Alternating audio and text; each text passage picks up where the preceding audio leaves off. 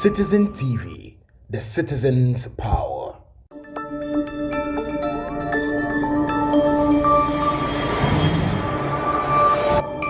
Citizen TV, the citizen's power.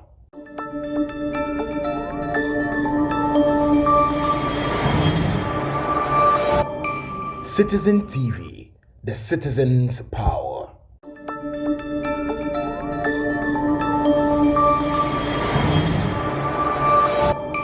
Citizen TV, the citizen's power.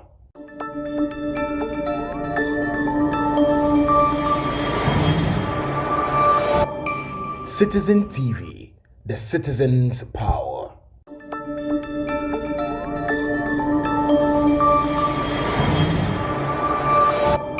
Citizen TV, the citizen's power.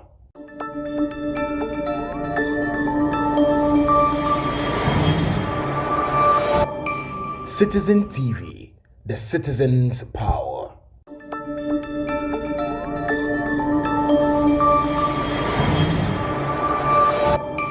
Citizen TV, the citizen's power.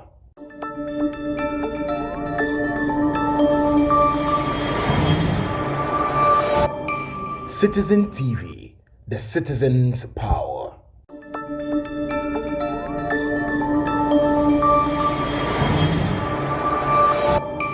Citizen TV, the citizen's power.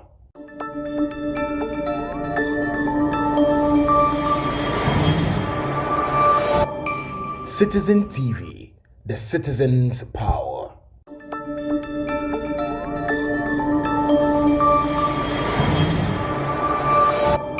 Citizen TV, the citizen's power.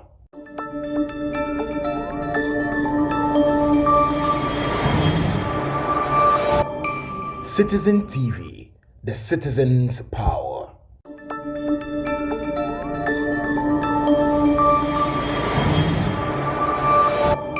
Citizen TV.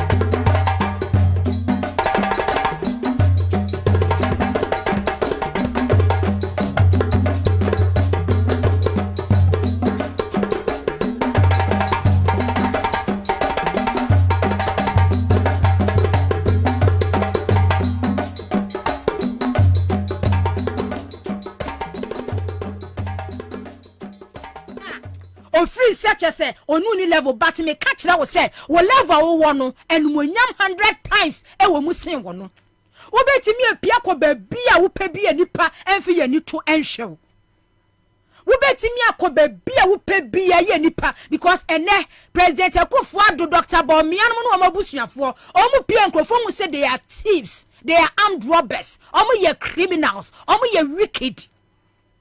That's how people see them. Say omu ni conscience, omu ni adwene. Sane nkrofo hu wo mu. Eniama na omu ya as if say they have gotten it all, they have it all. Omu timi use Ghana for the anya wo mu ho no. Enimonyam nim, enimonyam bia enim. Abusuafo eti na me video bi asante bedi eto so ko program bi ase o. Ana sa hwana na edi na eto so hwana edi na eto. O twetwe nani. Program aso so na yire na koyo obi em say gifty madam for gifty na send video ni mami o church na ni hwe na chi ehwe ne ho opie no okọ baabi o ma dwem bone ene wo mema mu tantan ne kro no ma bo o menti no o mu pie ko publica na o mu sunu egugya so but ube wa kwhia santi bedi atuo ba kwa kwhia Akufo-Addo ba kwa kwhia Baumia ba no tretre ne saka kire wo se wo se ya dapa fo wo se ye kohwini wa mobra because wo se nya kromfo wo se wa adwene ene wo de bobra ena wo se nya na adwene so se obebu nipa kwasea ene wo de anya no ho se dia wo mo se no mo adwene a mo di na mo wiase ne se o bebu nipa kwasea.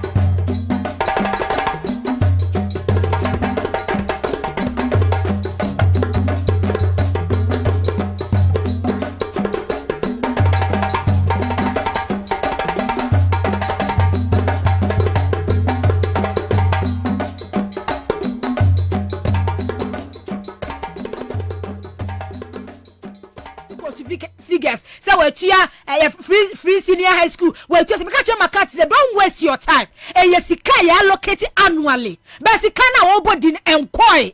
So meaning say yes, kind of finance ministry and releases ikano to various sector, but enquire. You create create no more loot no more share. Enti annually no every year budget biano ni achem sika we say equal sector way sika we say equal sector way sika we say equal sector way loan we ni abodi sa loan we ye kwakwaje ba be ye at the end of the day ye beji loan ye di sika be equal sector ho ministers ni empanifo no ma fa akromfo sa we sa akromfo we mu edi wo man so a o man say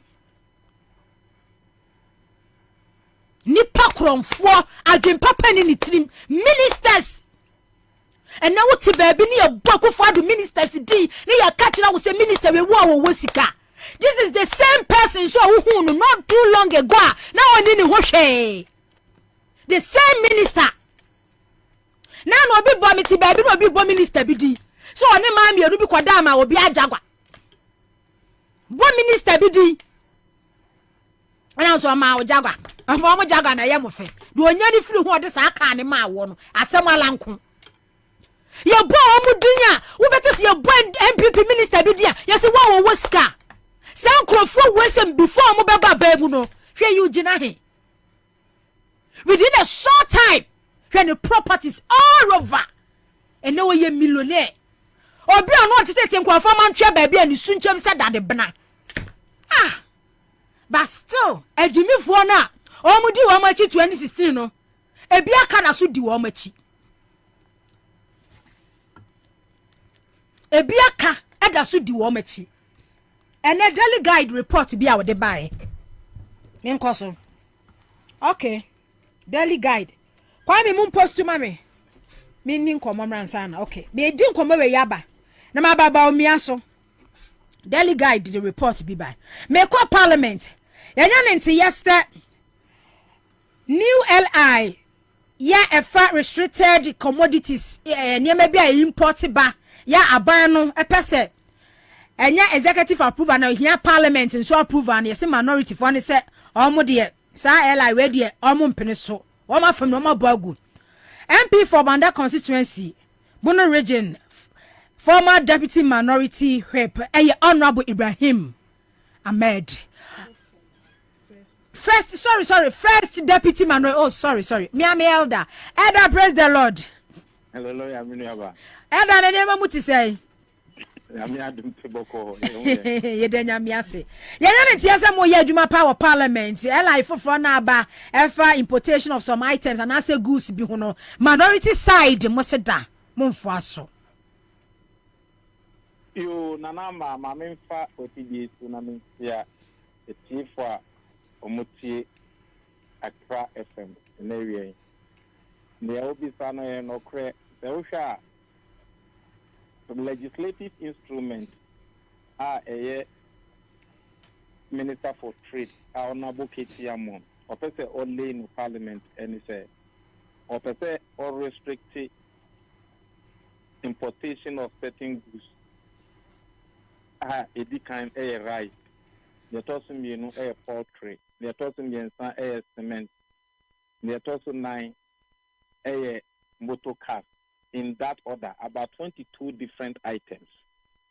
Now, or the bar last week, and it was a subsidiary legislation committee, every true. Omoko she mwana omobaya adechi no se opese only. Na ka se ade ya omodia by Ghana for NNT ho asem.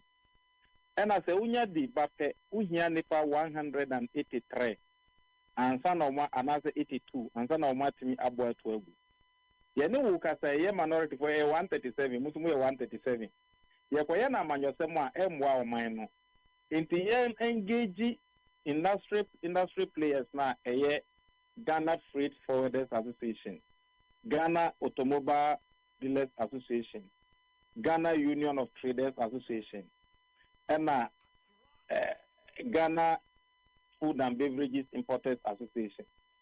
All the other associations are omo juma aibe affect omo juma no ye bisa omo because mra o se o se wi a be affect ebi adwuma no wo be hemra na wo se we engage nipa no na nipa no ya we na oda no ho so na ne uda sorry prekupe na o ka say the new regulation about regulation now the ban be expect nipa bebre into one you end up creating unemployment ne science at least the say no ba be ya there must be a roadmap and a roadmap na o de ba no e bia rice and officer o restricting importation na e bia waka say okay yeah by 2025 and 2026 and 2027 3 years time e was say yetimi e produce rice aye di be be ho we want to be self-reliant on importing rice what can is ewi no and na more ben and na odeto o papa ho rice send and na o import rice send and na o dua rice send and e di o man you need that data. Now, say what names that data no? Now the mraba keke say you're restricting importation. What are we restricting? 2. Poultry are okay. Ghana poultry farmers or more poultry no one. What then now the abua omo? Say you're restricting import now. Bet me a poultry na CBA. All these things you're answers to you need data. Then now about cement. Many who can say your housing deficit, population and housing census about 2020. You see, you were about 10 million containers. Accra. Nipan to me, see that also about the restricted importation of cement. Enti, Usha, Adiana, Umpa Moyana, roadmap will be in it is just the costly aspect of it. So, Adiana, my important Yanti and Bani, yes, Obia can trust Obiate. But I would say about mine, we are calculating a better than a farm. And I say, oh, find her. Yeah, ya crying, said, baby, I got some mono steely, a fire. 36 constituencies now in still a fire mono. The food basket of the country. A very may rice, fish farming, all those things in still farming now. In the South Africa, there will be restricted importer, and minister ever import per meter. Or how ever or minor. Beyond that, you will be a friend of African Continental Free Trade. Professor Mbos pencil and I see African Continental Free Trade headquarters in kind. And I call be a baha. Now what see what headquarters for African Continental Free Trade. You are the same person what's the headquarters now the bomb money. You are the same person who see for restricted import. Let's say you call it and I say you buy it. Then what you are not so in chair. The one restricted importer as the retaliation effect ever. Because I mean, Burkina Faso, na me the normal ba my monoka say, no man no restrict my farmer. Also, you do the no so ba me my mom, me my farmer. So all those analysis, I was saying traffic. Now your assessment. Now and I'm one now about to know a won't transfer about my no. Into engage just that track again. And the engagement the officer anama. Practice makes man perfect. Nipa na maame fo ne jadi fo na ho mu o makola o mu big guy. Experience o mu wono say ba business mu na o consult o you get the best. Into President Rollins pencil Minister for Finance draw the budget the bread Rollins will see her. Walk off here no. Na Rollins afa budget no e dia ko makola. Oko bisa na na for maame fo na wo no say the mra we ba na ye we ya na impact sen e wo business mu. Or bisa the grassroots person. If you had your input to bank, you are the finance minister, or PH, and no one account a consultation and engagement. For the grassroots knowledge account. Into where my as a minister for finance on my point, minister for trade and my point. Now you need good for the associates now my petition. No, you need omu engage. But honorable said ya wo kan kura say mo hia proper engagement ni consultation ya wo kan no ye ba no aduane famu a ye hwe poultry minimum kura no efri be say 2021 eba no say poultry farms ya wa kra hanom na ye 200 a they say ni dia kakra ye 50 precisely wo kwa Ashanti region sa na tie said ya eba no rice a wa ye market uko domi market a o kan shops be say 50 shop ba ko pe bi na wom e na omo so mo ton local rice Yes. Rice I turn all the shops sniff your friend say I can see in your supermarket na imported rice. The yan kase ye wa Ghana ase no eye kakra bi kitwe bi na dey e wa market. Ena ye nyan kase bi a factories akese bi ya establish factories akese bi ya do move bi in larger quantities ya ye benya ni bebre ntinu kura no e bi a ya the restrictions e to so. Enti wo hwe sa nnuane afam ne bobobo ni bebre no ni ade a de ye import de ban e doso de ye wa Ghana ase me kase ye be say bi a 20%.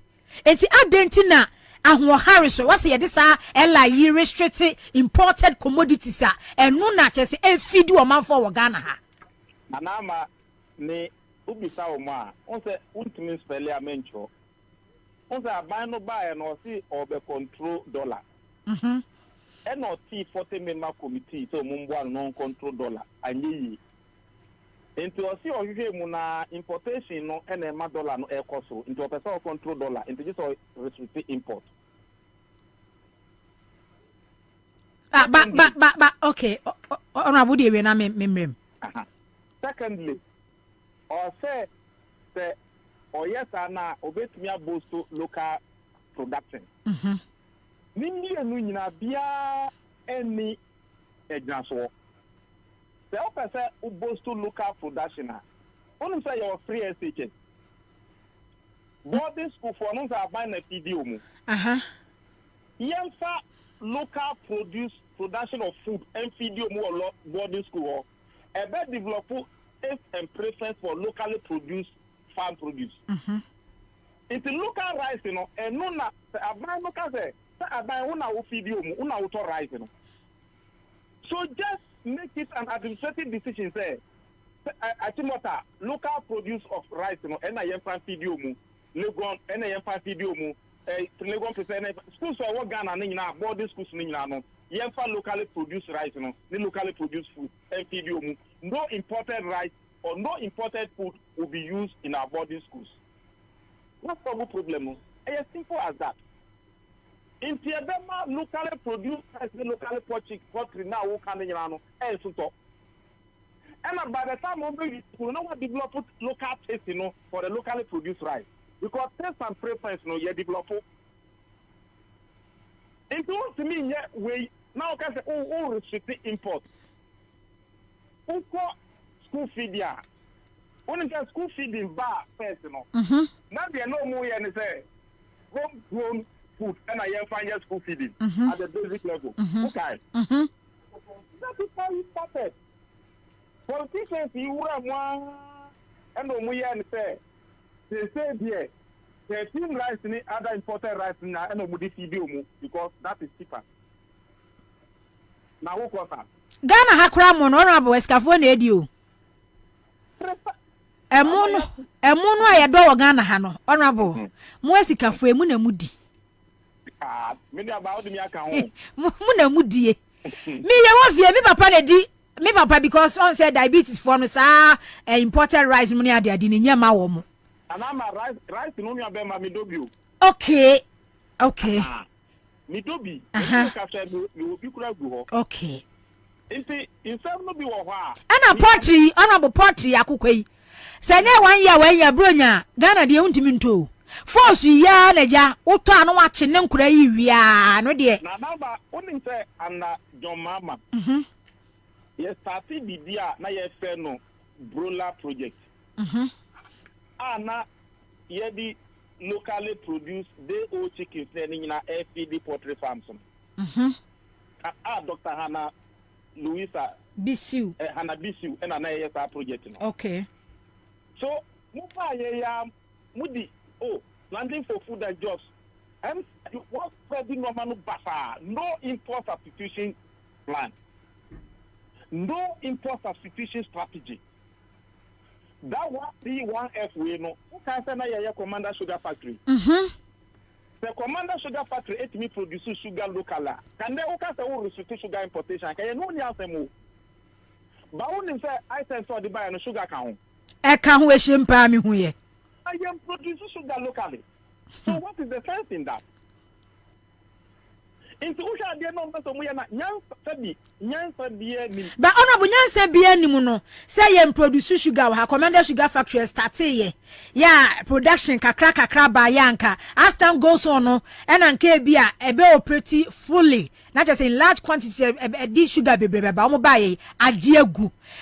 Poultry farms baby. A honorable monopoly say. Ya be word contract ne dia ma ye ho kakra bi ne maybe bedu a ye kakra na ye import rice aba sugar ye dia mo ba wi akokọ a ye dia no ye party sambra we a e be develop bi a ye friend monopoly any oligopoly omo import no betimi aka bom no omo ni minister na ye kana na omo kwa no munya permit no it will still let prices go. One the office of Muyana now. Okay. And no na kwesi pro ni ba o man we mu no. And no na ma who the Libanese for those who are. Omu ka omu bomu omu forming something we call Association of West African Merchants. Na say officer we import to normal eba o man no ma ji say okoji permit e wo Brunei governor no colonial government wo. Okay. And no na nya sautie awam we dey awam Association of West Africa Merchants, in short abbreviation dey awam. And so ka bibi no bi ka cho so we dey awam sa kalabule na e na free. So we've been there before. So kind the political development of Ghana, it is there. And no nam so omutimi control the importation of essential commodities in the country. And no Nigerian so now there was shortage of essential commodities. And no man ni Cobra Bonnie the second. So Alata chief. Or banning the man nationwide strike or banning the purchase of European goods. What is assembly that? Nifari ba ADS that a home years and so they are sending us back to the pre-colonial time. And I said, Ukaya, and no, Nico Monica said, as I want for no, got the phone of my cabo, more feminine, son of Papa Norma Bano, or my Canadian normal boy, the most young normal view, boycott of European goods by Nico Braboni, or my name of Osoala Manchester. So why are we going back there? Then when you come back, during the NDC era, Nanadu, Mbana Papaya, President Ewa Man Wemono. And no, okay, for two bed golf. Okay, price control. Make hyper. Shortage of essential goods now, yes, I know my year. So is it like father, like son? Why do you want to create that atmosphere? Yeah, person you be history, my kaka, normal be Bible say you normal nyina ho kwan ba nyane nyina na fataye. Okay, and the honorable say no a minority caucus side no nko ano e na monfua so anase mwanya support bi so free majority side almost who said this airline no enya de ebeboa ehia border consultation. Omo crop no ankasa kasa they are not convinced because omo ni road map bia. Ba also omo ankasa omo suro omo aban. They are not able to speak out. Eti ohia minister na nkasa akora no wa hunu se enya de papa bia ho na nama MPP nyomu no muso mo property owing democracy na property owing democracy. Why are you restricting the forces of demand and supply? Why don't you increase the production? Minister for Food and Agriculture Bra Champon Kwaka said you can't restrict imports. Or one officer question said, only Bernard Adler in a year interview. And officer said, Bernard, why don't we restrict or why don't we import yam? Because when you produce yam in abundance, there's nobody will import yam into the country. So if you produce rice in abundance, nobody will import rice. If you produce poultry in abundance, nobody will import poultry. Into Minister for Agriculture and a Minister for Aquaculture, Deputy Minister Moses Enin, on also can say, I come from dance village, after fish farms will be free. In Tiama, there's problem with aquaculture fish in 2023-2024. But if you know that is the case, why do you restrict import? But acquire say a democracy no or restrict na say wa person we import to be agi say o minister no. It can lead to corruption. And if nipa o bolga no person import no ama agi say o ba akra be permit e wo tete amon increasing the cost of production and the cost of sales. Now, faka ba akra be 3 days, 4 days, ebeji importer. Oh, yeah. Do you think say on fanka prices no? So prices will go up. So we need to do thinking of this. None ye canono. Eti mo kan say no na che say anholdu kwa back ana say ja MP before the debut omutimi fande omuwe o. Na manye biniwi. Speaker na nkasa kase subsidiary legislation committee no enko any minister no enko share. So they will go and do reconsideration of the bill. Now they get back to us on Thursday.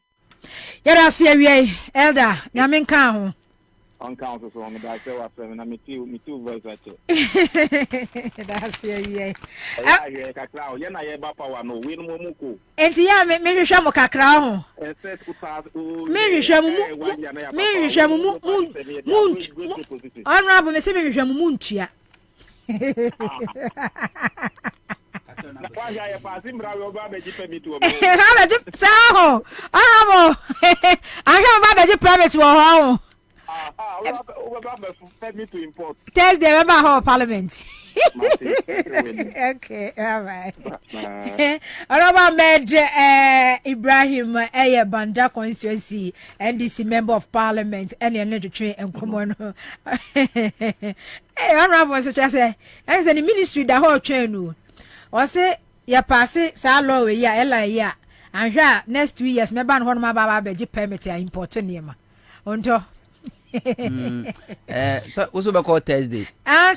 So petrol boy I didn't go car have friend me fa unko.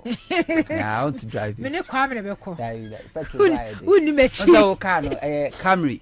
The consumption was through. Maybe the no ko from enti with the main driving. Na kudu na engine siso. Oba. Ade acho ne. Obeso esi no. Yes, I pepe. Send go see honorable office na. Kameko MPP MP I was say minister ho dia. Na nka wo kan se we yanka ede. Ba se me kwa NDC MP wonu mu a ha ho sa. Na honorable Ahmed oyini part 1.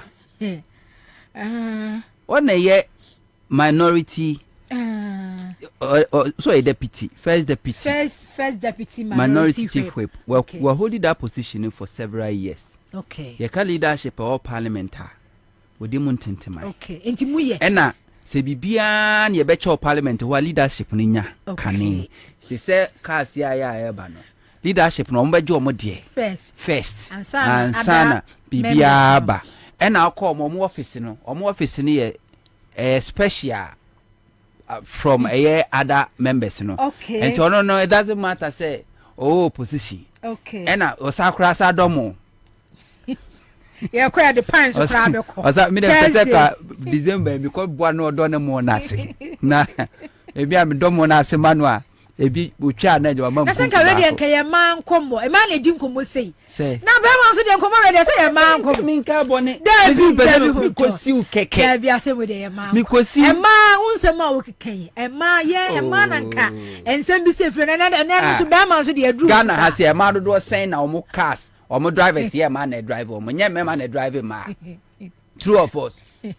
Eti dia na mimi ni aba in appointment or parliament committee first deputy chief whip minority na ne car consumption me pesa obebo ka December ni ewura expenses enti mimi di mikola ne ba abe fa na makwa drop you ya na masa de wa we boni be na maye I was for citizen shows ni na ye koya nim and a daily guide at the story be by Ghana web about Vice President Dr. Mamadou Bawumia.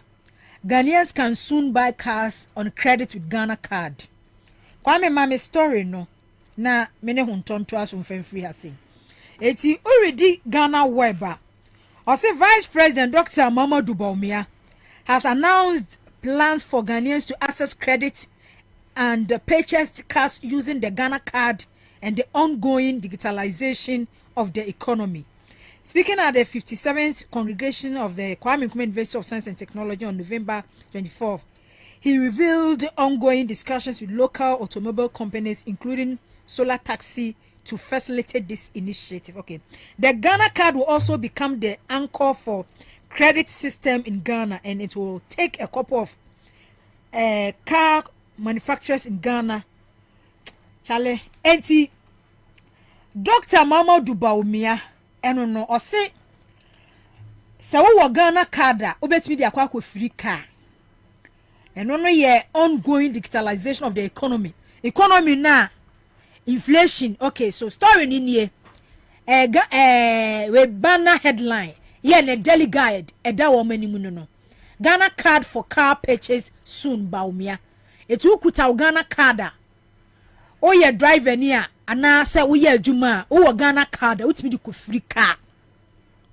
Ntina Baumia say obechu su Ghana card over 10 interchanges, because what Ghana card can do, then one Ghana card can do, 10 interchanges cannot do. And you know, or prefer Ghana card than interchanges. A former President John Mahama eba your baby, because almost 8 years omunye interchange biya wa Ghana ha de si aha say yes ha no me akwaje interchange former President John Mahama de omu de amkoye ye watamale nye interchange sim na chese food bridge okay overpass overpass overpass enti eno ho asem no Ghana card ene me ba adwuma na hunto na medua be no abenan mo na no wo kasem bi about this digitalization system on say ewiase no sasa ewo emire bia era bia ne de eba na ye kan about this time com center buy wo fia so wanya call ni aba befro sasa tana ye Rollins because na me wo JSS na former President John Mahama ye deputy communication minister, right? So during that time Rollins time, because I remember I think about class 3 or class 4 na me kai say teacher ni bi ani ni tifie. Okay. Na konta wabo na konta ma na konta kwa brochire. Na one na konta na be kasa. Yeso ofaka kukumase. Okay. For kukumase no akotena com center ho atwen ya. Ama na konta na afre no ansana odi nkomo no wi a. Na asma me ke odi faces kukumase no it's about 3 hours drive. Ansana waba. Okay. E wo mu an bi ba tachiman.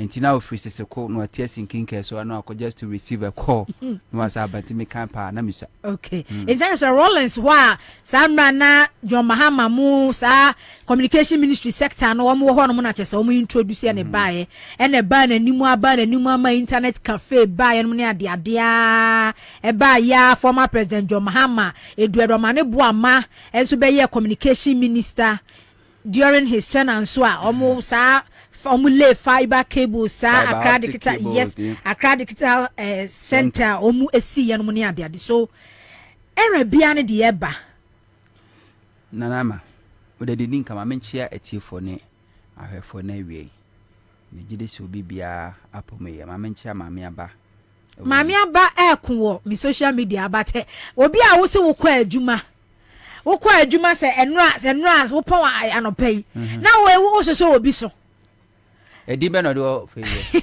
maame aba na dabi odidi fufuro bi na wa ono pensem fun but me obi a wo kwa adwuma USA emfa ho ono pensem fun na obi anu no enti so kodi obedi di kwa no hu se udi nsem fo so settle matter no wi antno because when you nipa no time e me wo kwa ye adwuma a wo ye no every hour be any sky etu ya ono ti ha no mo ye baba se ne obi any shopping any pa 5 ne be run mo akoyi tira any pa 5 obi atua 10 cedis 50 cedis se o spend 10 hours when barbering shop one ma the whole day when 50 cedis also 1 hour crown so need the whole day and 15 income wonya so why should you even waste your time on this? No nana enye time wasting enen ka ate ye den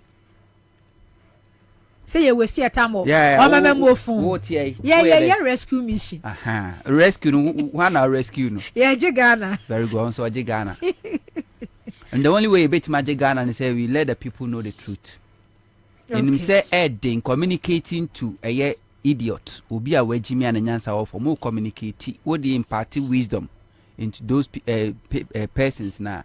They are not adding, but we don't have to give up. Okay. To over here, so that we can, 2016. Omo ekodi MPP fu achi no omodo so pa ejimi fu no ya omudi 2020 no na emu ache te bedu 2024 no obi ani o because it takes time ade ba ko ehun say obi a we nyansani bia no odwen konkan enti nyansani bia hwe nipa su ne ban no aka che o say de obeye o china ne hu de wo ye ne nra no hu de wo ye ona obeka chiro de obeye o china enye ni swadi hunu enye vision bia na nyu odifo eye nyansa a nyankopon de amanipa enti sa wo nyansani na se wo hu na wo ka kire oni kro no a na ontie gise okono okokopem obekọ bepem beba no soso na years atwamu na ekọ eninti ne enkrofo mahama okonto abo no the same people no muhuro mahama 2016 no ene mahama kom na so no makofa bo no de abre no mahama obuoni mahama obuodi na mahama obuoni. It takes time. She Christosum anase Bible Yesu Christo be wu ko over 2000 years semun ko wiasa for na nyina ko cancer pantra da sado be je di mona sunsunya ye da so cancer pa still asem krofo nyini. So we are not giving up. Edding Nana is not easy to impart wisdom into empty head, you know. Very and ya kaso bi oni nyansa na it doesn't matter nipan level of education. And found school do our call and found in status in life and found in sika or and found a car with them if you our team where Jimmy and where Jimmy Jinyame. We are say ya dear bakwa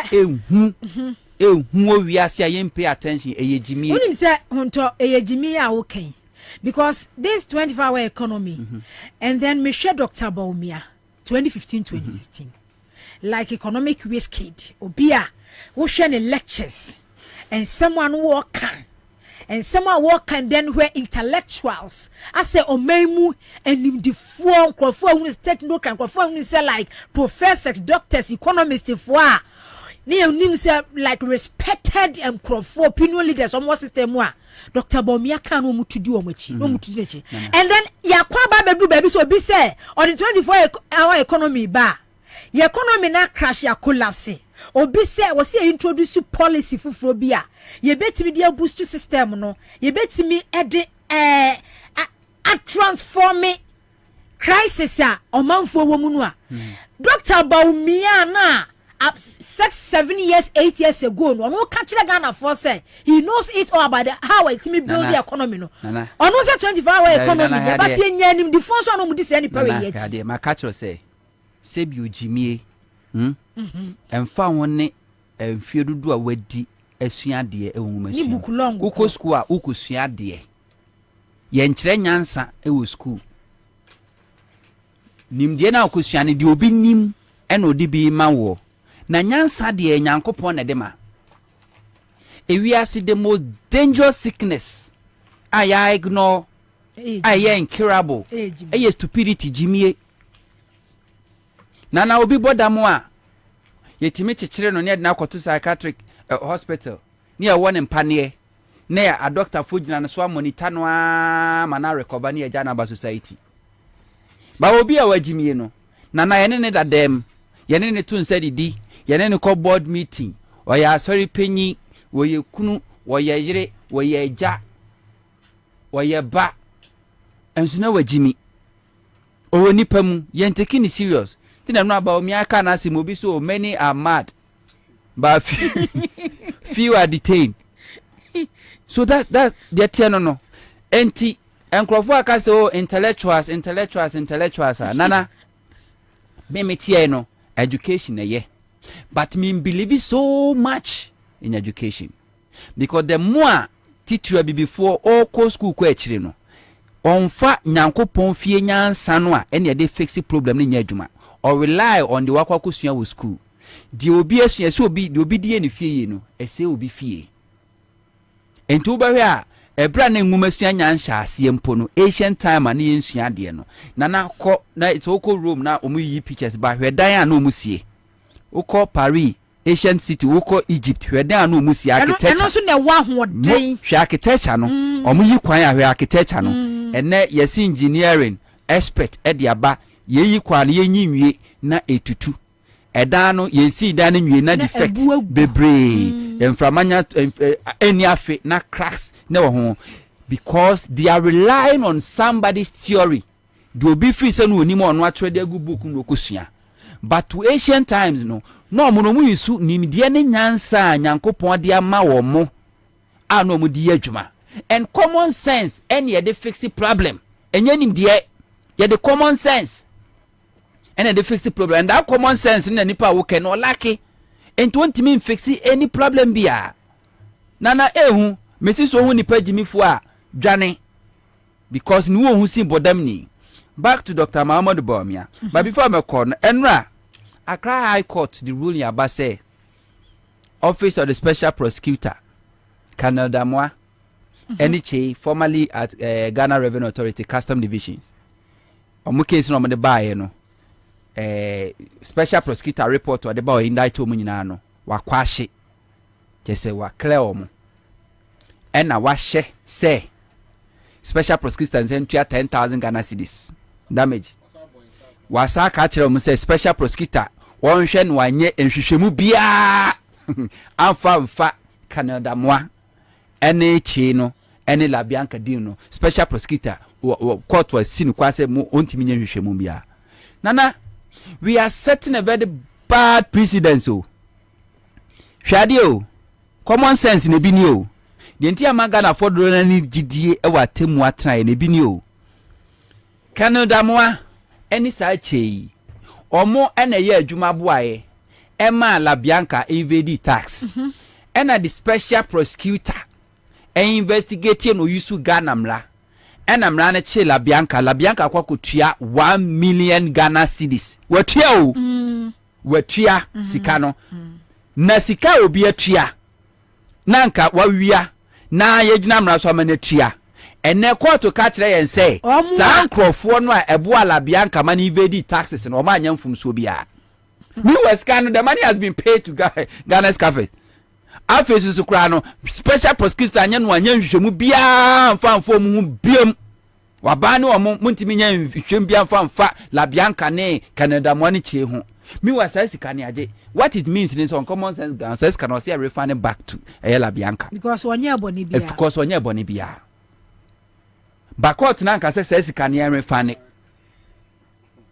se enya wo mu anka la bianca be invade that taxes no enti usi de kase ampa yes who assist ni panu no invade tax ya yusu mra patapa pie to edem na ne ro ya yusu mra no amo treska no na mu anyamfum so bia wa anyamfum so bia dia why do you compare la bianca to pay that money 1 million to the state and this is the court ruling they say obi o prepare office of the special prosecutor because MPP are realizing we say special prosecutor na juma na we no wa meye party job for the boys wa maso ba be defend you bia fidie ni you na you and they themselves cannot even survive special prosecutor so they are now trooping to the court using the system to frustrate the special prosecutor. It doesn't make sense but that's the ruling court say ode aba now back to Bawumia say very soon ye the Ghana card yeah ebe free car be bawo ye ko IMF no na de na de kosi awa ye de je ye the Ghana card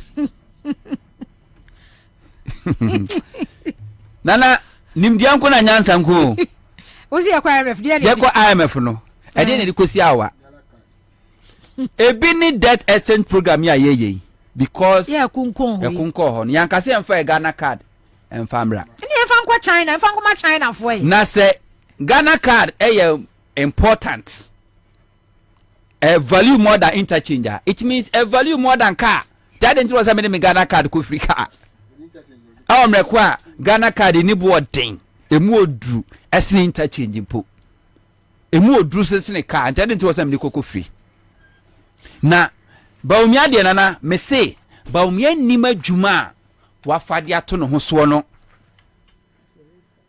na the MPP for be say di Bawumia term after 2024 election na ma adwene ho no ne nsem kekana no se say MPP for nim say de na say but omo ntimi nka ehhehye omo bo as osofo abrobe 2020 election the same Baumia Becate so wow Okada for Okada Bejeka.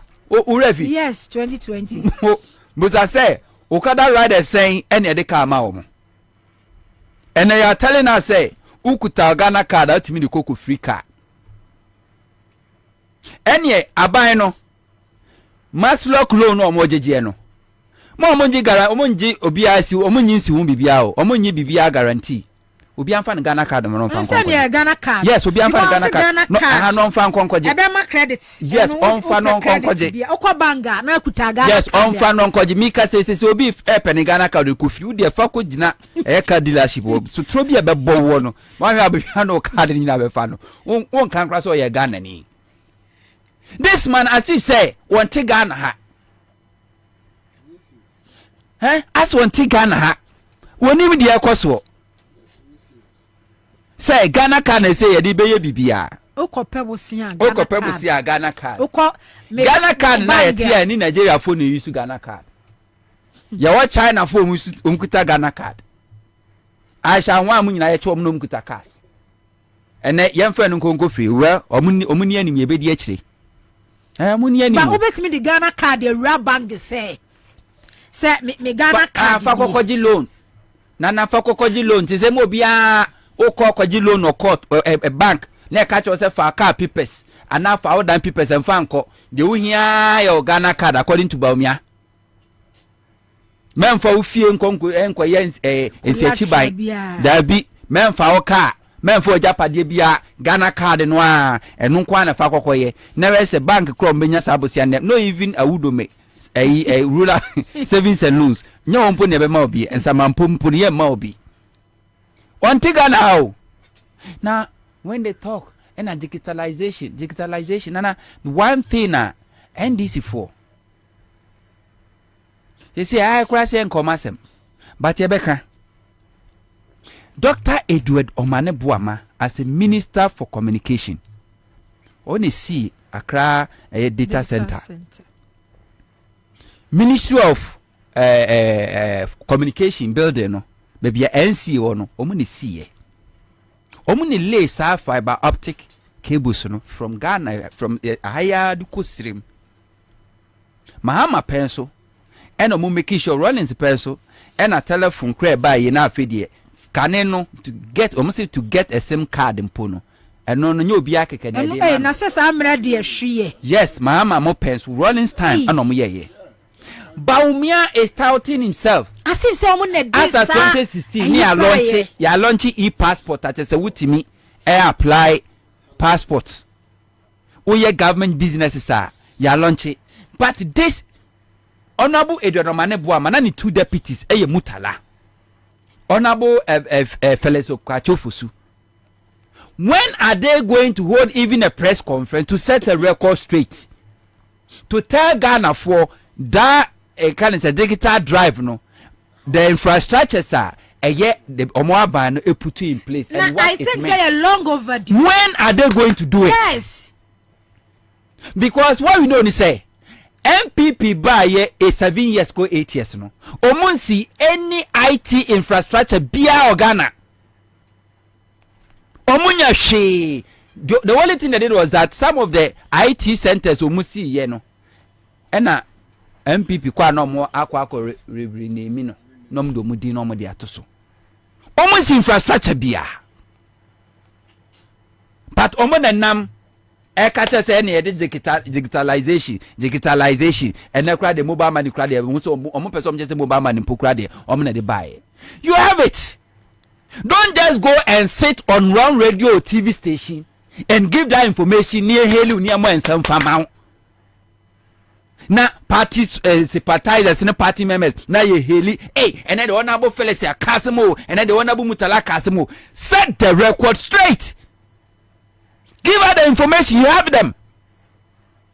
Enosi yanko pachew nana enosi yanko pachew na because adwuma momo ye no na Baumia enosi yanko pachew na MPP for na mu tu futrogu Ghana for ni se mahama ton eye terminal 3 MPS and internet crowd for importing Yamaba Ghana, Nani Boyede. And we had a minister, Sabre Opens to tell the Ninda Sumunam.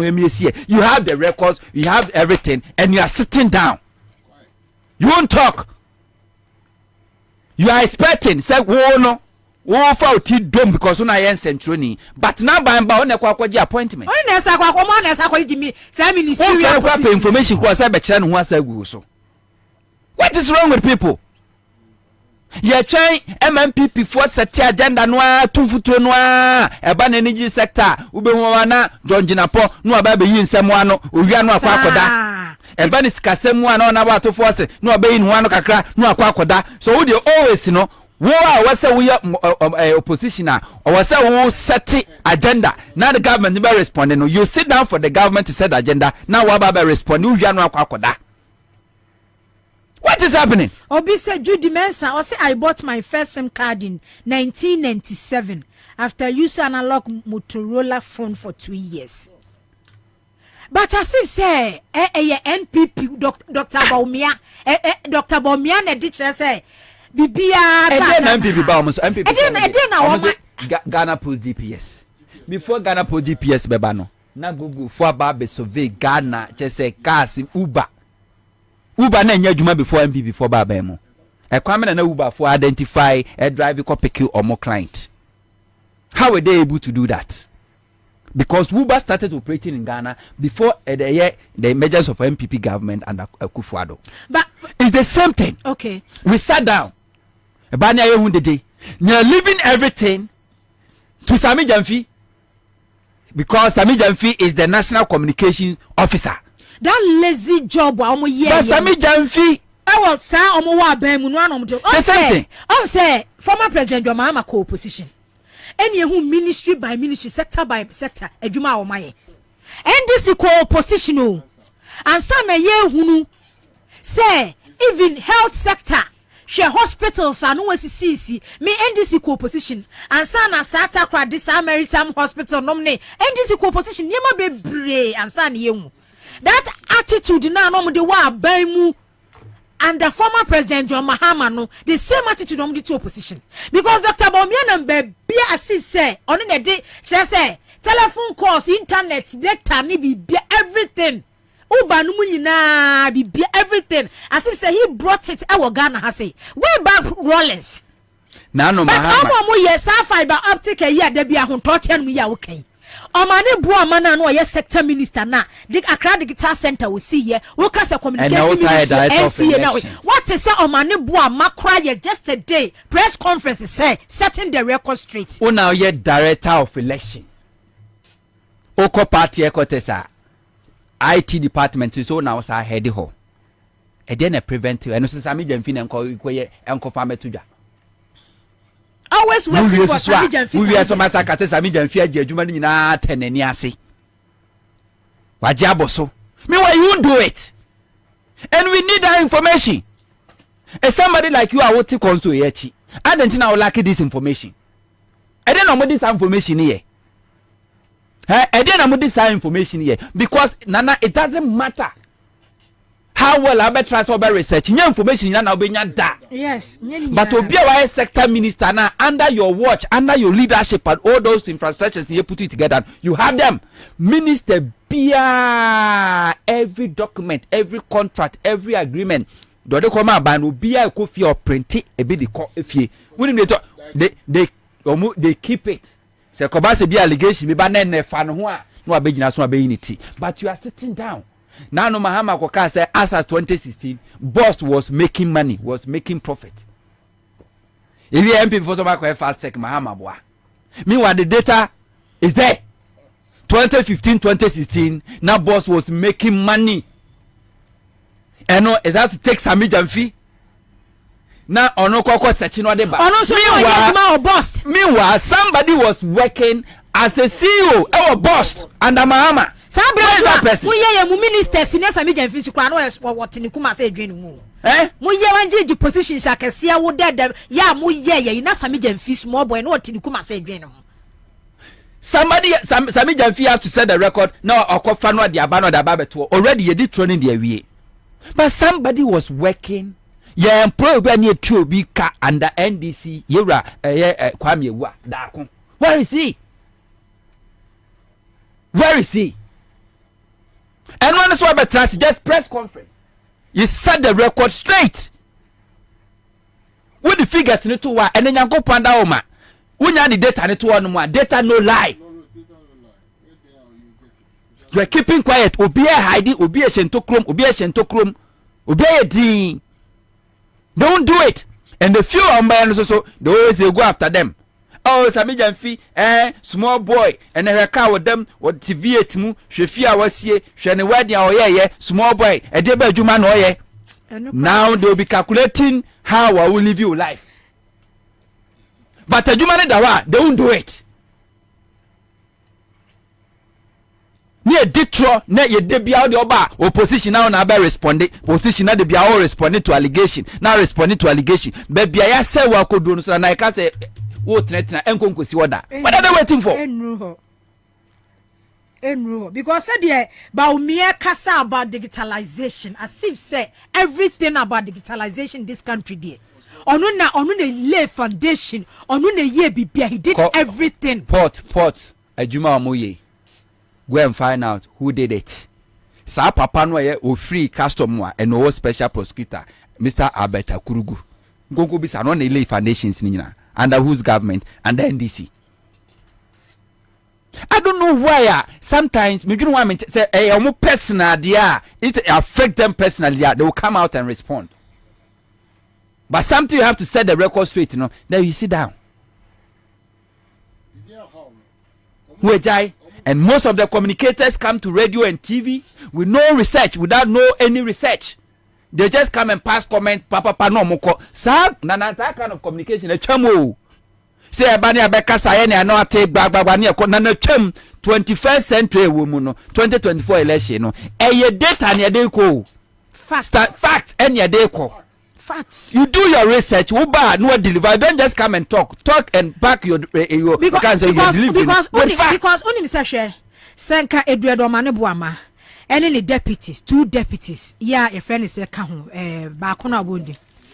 Mutala, and then the Okahu, Honorable Felix Quacho of Fusuquachi.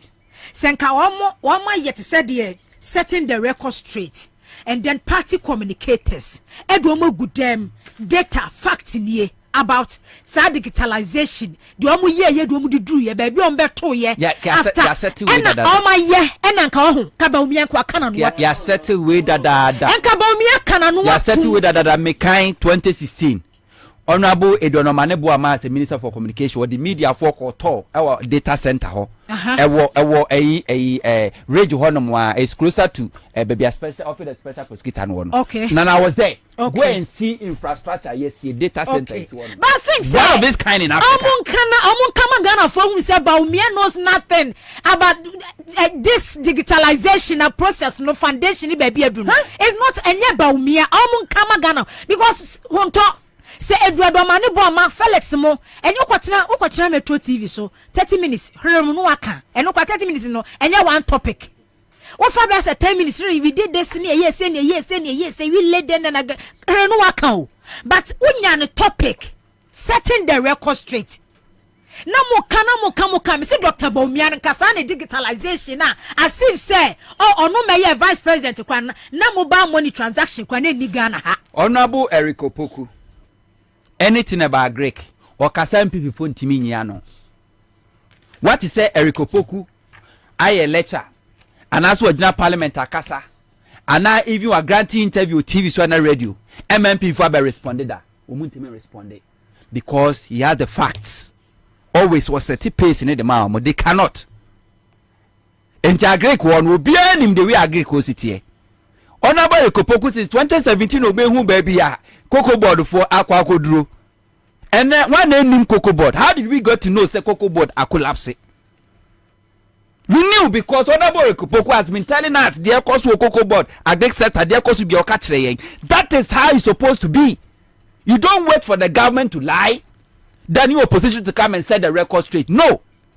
You let the people mama yan Ghana for na ya TH na ye ni assets no. You mama who said their cost will Okay. Because all those sectors, we still have enkrofua. Muno muye adwuma na mu abamu. The same information na government no e won musumu obi and to opposition who na ababe katre na Ghana for atwea adwin de asisu because on ne de abane de enya kra na favor no because odidi.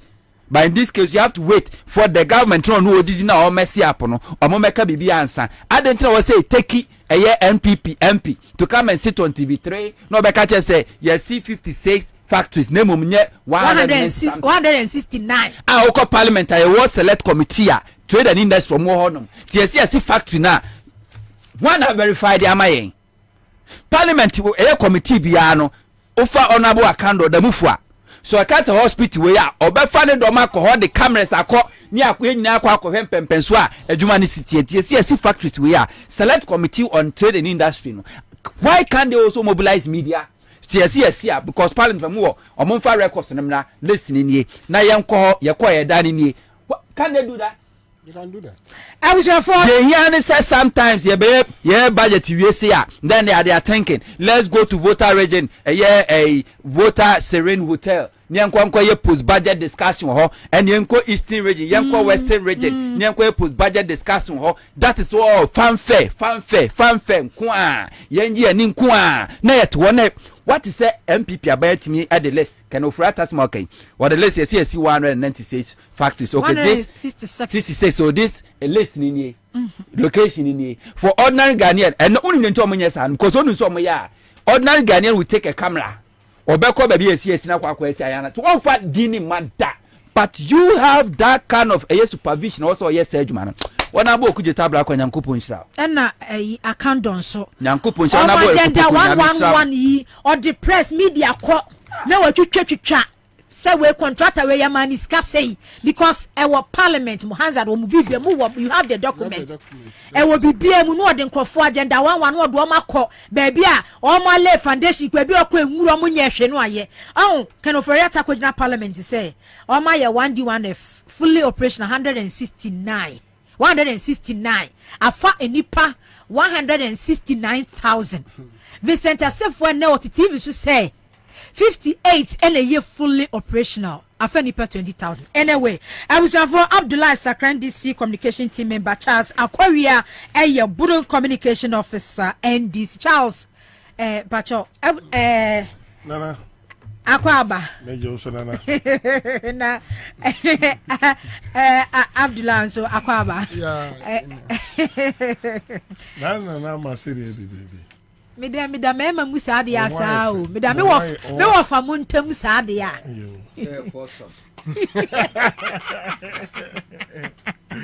mida se Nana so hoye nyame adona nso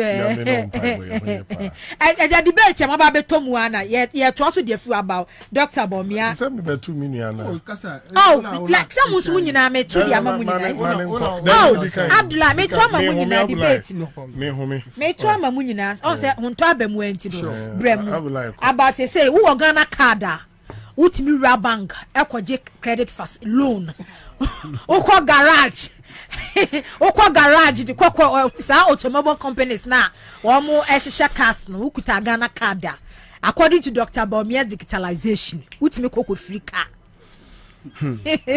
enye easy na we dey ebeda otiefo yi na yebeche obia na omomo abuche na omo send information mai no omo boy pa okay na anka me pese me ka ba omi asem biom hwie because the nti me pese me ka me fa serious biom asem bi obeka bia no mfa kese okọ street no so a serious nko na yesere no the moment you put the picture of Baumia there the only thing that comes in the mind of Ghana is or Ghanaian ade e ba Ghanaian for adwemu and he say onye serious he has never been serious in the economy kese adwe dan petima ye pese imputu eba omamu no ebi bakumpo enina adwemu he is not serious because sorry na waka bibia opese waka bia okagu from musa na aso onu no ho no ese waka so no osre exactly because onu anim se onu a board na pempem fo sabi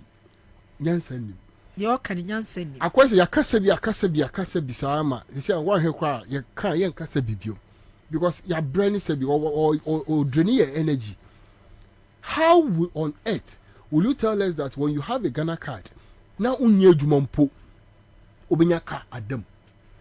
He has to be serious. Is it what we want?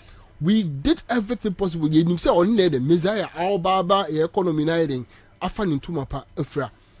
And nunti ne yeto Obama no ye ojide onu say as the vice president and economic wizard. Now see we have the team no. Anka obeye adwuma ni na ye ho ahenhan e ababo a ye wom. Na osori a choba eye adwuma 24 hours. E Ghana ha ehin. So he basically from day one till now, no, consistently, no, he has been a joker. Consistently, no, he is not serious. There is nothing that he has ever told us that we do fact check that has been truth. In Tiakote de Biano, and it has one in just say, oh, sorry, I can say, but the vice president, now Abomobu, because you know, say, the Union and one Albanian in Nebuchadnezzar, and I say, so better. There is no future for the youth out there. So how on earth will you come and tell us that no equilateral, nothing, and just with your Ghana card? But unim Abdullah, adia kra me dey say ya Dr. Bomiansem kekebia. Just say me hu ni say dey nkofo keka so a concert man na me say. It's the truth. Unim sehwe. Ye wo crisis mu. You are the head of the economic management team. Ya ko International Monetary Fund. Process ni ya meet halfway emu ya sese wo ma intervene system no de aye no ebe ha o man ni munipa and a fast na first tranche $600 million buy 1st November I was set second tranche eba emaye because your creditors your proposal dey come a wo no wo mu accept ye sure when I head this economic management team no e dey be policies e dey be plans e dey be programs. And I would but say because you are train you and can I dream home? Yeah, train and no, you are talking about and can I dream home? You are talking about 20-30 years to come. Electronic vehicle. And can I dream home? 30 years, 50 years. Even so, even US Vice President, France Vice President, UK Vice Prime Minister Krano. About 30 years electronic vehicles. I just shocked. I say there is no priority. It doesn't feel. And I remember Pinika say until my move because. And yes, in some kind Wall Street is until. Second gentleman thing now. Until I'm being real with you until. And I will even be sure, say, even the local media and the newspapers have on kind. Because of no the Kasa, you watch and you say, Sebi Ghana pa, baby I be doing say whole Ghana. You can't second gentleman of the land, our papa we are original. Because I quite say in some Kwanana, like Obia or Soya na pa, Yadani Siho, Sikawo, Insuo. Ojaripe no abeda ojaripe no wada nti how I walk a man no mu no onka ho bi anything I say okay you are the head of the economic management committee or the team no mu one our captain I will say we are the desire to reduce the exchange rate and make sure say Ghana no ya fire into mapa afra yes so from day one so for 2 years now no but me has never talked about the economy again one to say on fun say dollar wa him say dollar be bad ben say he doesn't care he is totally anti say me wo na me hu say ye wo John Dramani Mahama any that's e won team and I say the development of the transformational leadership e won mu person who say Ghana has been transformed then nipa say eba no say Ghana foi for 2 million mommy. I mean transform Ghana no emamwa. There's no way I would doubt such a gentleman because when you are comparing him to Baumia, then you say no. The difference is far huge. And he's saying, Obia, we see terminal 3. I'm a champion to the sense that one whole transformation. Ediaba your transport and aviation system no more. What you say? Yes, this is the manner. You bet me the ejumana action in sa amana ye. Obia ultimate general namu a system now 3 which is at MPS port and make sure say we do transitional which is a 2 shift in at the port only 2 shifts. MPS air 2 shifts day and night with the customs and it is the only facility or yes I no our port and such a person to come and tell you say he is now bringing a 24-hour economy which is a multiple shift, which is 3 times shift a day now. And look at say when you are on the street now, no, all the youth out there, no, or more afi or mutifie, no work for them. Our no have buy into the idea and we say no, this is a transformational leader. And Ghana you need leader BR. We need a leader who can transform our country, a country which is so lazy to the extent that we only work 8 hours. And I'm paying for now. I'm paying for now. You no. I pay for omako twinkukomu anapa. Ewia omako twitwika ho na anajo. Omu yeden omako twika. Omaba Ghana mo omabe ginyanya positions wo Ghana ha. Aitimi be ka che say enye djuma. Obi kura ka che say abefo ntimi ntu anajo. Why? You can't before. You say, Kwame Nkrumah, why ya dear papa so in Kofo with me now within that short period of time of 10 years now, because when he told us about them that they are evils and devils. And yes, idea why name per se Ajua Besoyanapa, I hear Juma from 6 to 12. Now kwesi I be Juma from 1 to 7. Now, abena saba be yejuman one MP, whereby majority of the youth out there are now purely into betting. And we is betting if you are because you are lazy and greedy and so much wicked. No, you can't tax them. Those that you don't give job to, who are now frustrated and now are into those kind of betting thing. Now you can't come and tax them again. Wow, no, what's about the bottle? Next tax buy a hookup. Oh, and then come in because I ain't because Ujit bet New Year now. Hooky up and I got to me. Next tax on the back or two hookup. You see, I'm being well with you, say the issue on the streets whereby there is no job, no. Now you're obia. I drink pa awoni team. I drink cocaine. I drink ye. About the catcher say we want to bring 24-hour economy, which is a transformational message, transformational idea. Now unya nipa bi to say me person body. Such people will come and tell us that we don't need those things. Look, and can you be for what dream bra? Bring what you then all the back. That's all the be about. I didn't know the buy a Ghana card. It was in existence already. Man, there be a Ghana card. It was there. It is not him. Or the policy they say Ghana card or the kwakwaji credit facility. Abda unye juma na ukra Ghana card. No company ben mau car. You have to get work before you even think about those things. Now Ghana card in a womb. Ghana card and one say oh papa anyway, oh mama anyway. On your council anyway, those things, all those information, not a war, even your voter's ID no Canada. When you hold your voter's ID card, you can trace where you are coming from, who is your mother, who is your father, where you are living. And no, those are the informations that you need to guarantee you of something. And then name Ghana card. See, and I'm say the man himself is not living in Ghana. Onola Jimono, when you say Ghana card, no, you're the third one. When you say Ghana card, no. And only a default trotro. When you say Ghana card, no, and no, any idea, so not be more when you say, okay, it's me the Ghana card. I told you, yes, me the Ghana card. I thought Bibia or Ghana, and they basically the Ghana card or Kotoka, a brown judgment. You see, when we have shallow minded people, you're paying for a year or mono, or mumbe dear, so they are not worth what we do to them or what we give them, because I get them in we have given you all the platform for 7 good years. I mean, Papa Tima, by now you are talking about how reduced the dollar has become, how effective the local currency is working, or the industries now, small industries, small scale industries now, we're gonna handle how you have improved their daily lives, how you have made sure that you have made one man in Ghana who is working or doing everything Ghanaian possible or making himself or a rich. This is the kind of people we want to see. Where 7 years won't even can't up to a single hospital or in the whole region at Wasiamaye. You can't tell us a single school or you. There is nothing that you have developed. STEM baby. Yeah, STEM. Is that what we want? Toilet now, a president, a vice president talking about what you have commissioned. You are talking about toilet. The mindset is not up to standard.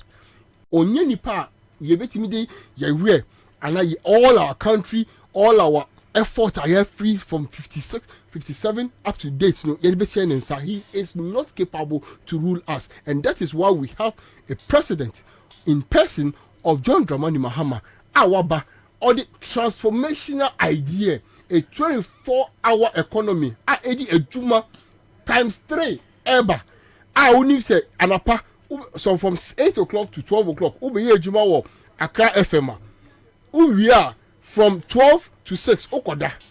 Ebo 8 spare unim say Charlie Ken original ho ko original sa ko ejuma. Inti unim say resources no it will become double where you make sure that yes you can take care of your family and every vision that you have can be possible.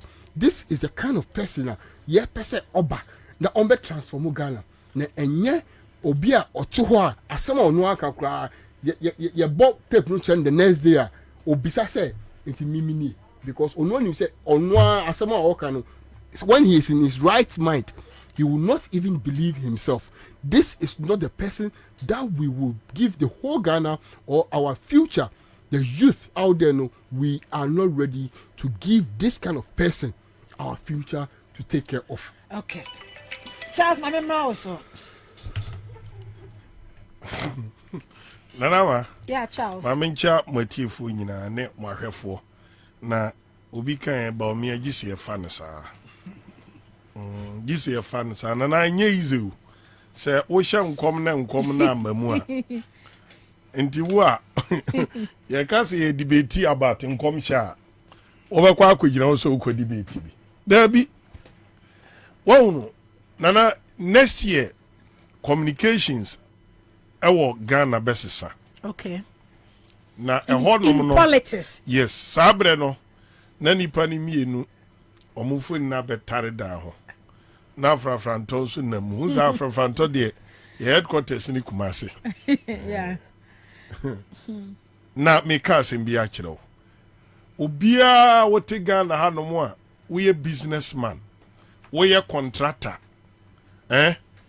We a gidini. Sekremo se Kristo ni awo waso dae num obi aba be kan kire o se MPP betena ba mu 2024 ohuna de yi MPP elusu nana majai patapa pieto bi na hye wo mo na niema nsisu o MPP elusu bonia political party de ye oman a oko opposition no oye no 2020 na enyema bi torchma ena abo bi chi obi ajapade ewe na 2024 MPP eniwo to ye businessman na say obi ana obi be ka che say eni da so obi wa aban a wetimi award 100 billion contract ni efia oba be wuram no so obe spend 3 billion rose nko a enti nkomo bi be koso nana man komo pa be ko so ba mi a abaya wetimi redraw cocoa rose from Ministry of Agric edia koma your friend is saying high roads and highways Agric minister kurampo nim brechampon enim se the ministry no kurampo no yaji cocoa rose and free ministry na se abaya we nana man chechemu be ko so enti no MPs they say no wonder say na o hwe am side o parliament ye debate budget so obi atina kura agire no ye say operation board ye ho ban what about me e den ba mi agu no fi won constituency zongo na e wo sunwan no ba mi so obesi senior high school asi hodom asase kura wanyi bi after 7 years wo so the ba mi e ba zongo abaye den. These are the issues. Discussions are be koni. But me the otada when one say, hey, Papa no sham boss we be senior high school amamu no oni o jo mama nshebo. Nana ma uko techima baby a nordness ni zongo for door so pa no techima Agyarko. Ohini bidin na da so. Jo mama si befitting e-blog. Ankola omuni bi no omo nantiko senior high school. Befitting lab wo mu a enkura no kosua no o ma kosua de enti Mimi region the MPP cannot debate the NDC minim ni others ne and we are right to say to that mo draw your attention to near ma Jomama aye ni bi fair say ade a Jomama aye yebeka na ask those questions there are someone na obeka amana to nkrofo tiri mu ase ne say broni ahafo Jomama esi polyclinic maako enum memfa say 9 ne dia enum de oni atamils ne siye na sabi akufo ade ne ba omi adi mfie enso dodo say no omasi sika say na fa Jomama nsem.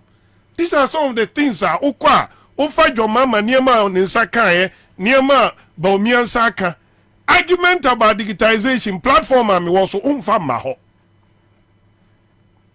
because me nim kura me nim say the house or the home of digitalization the home Accra data center ye data no efie ni ho digitalization na himfie ye Accra digital center MPP for no eda ne wono ye friend say baby a katasehye ene project passport na nenka limited no office ye kakra bi no Jomama Accra digital center ho na passport ko ya papa ni ya ama as I say nana ye di 24 hour ebe ka ho ama bi mu anya kwa adwuma anwumre e de abeboa Ghana enti se ba se Accra data center Accra digital center nipa afo modwuma Ghana card ya Akufo Adonom elanche no 15 September 2017 no nanama sadie no mo lanche na Akufo ahyase dada atamil saye bi niema ediye nwadwuma mahama aye bi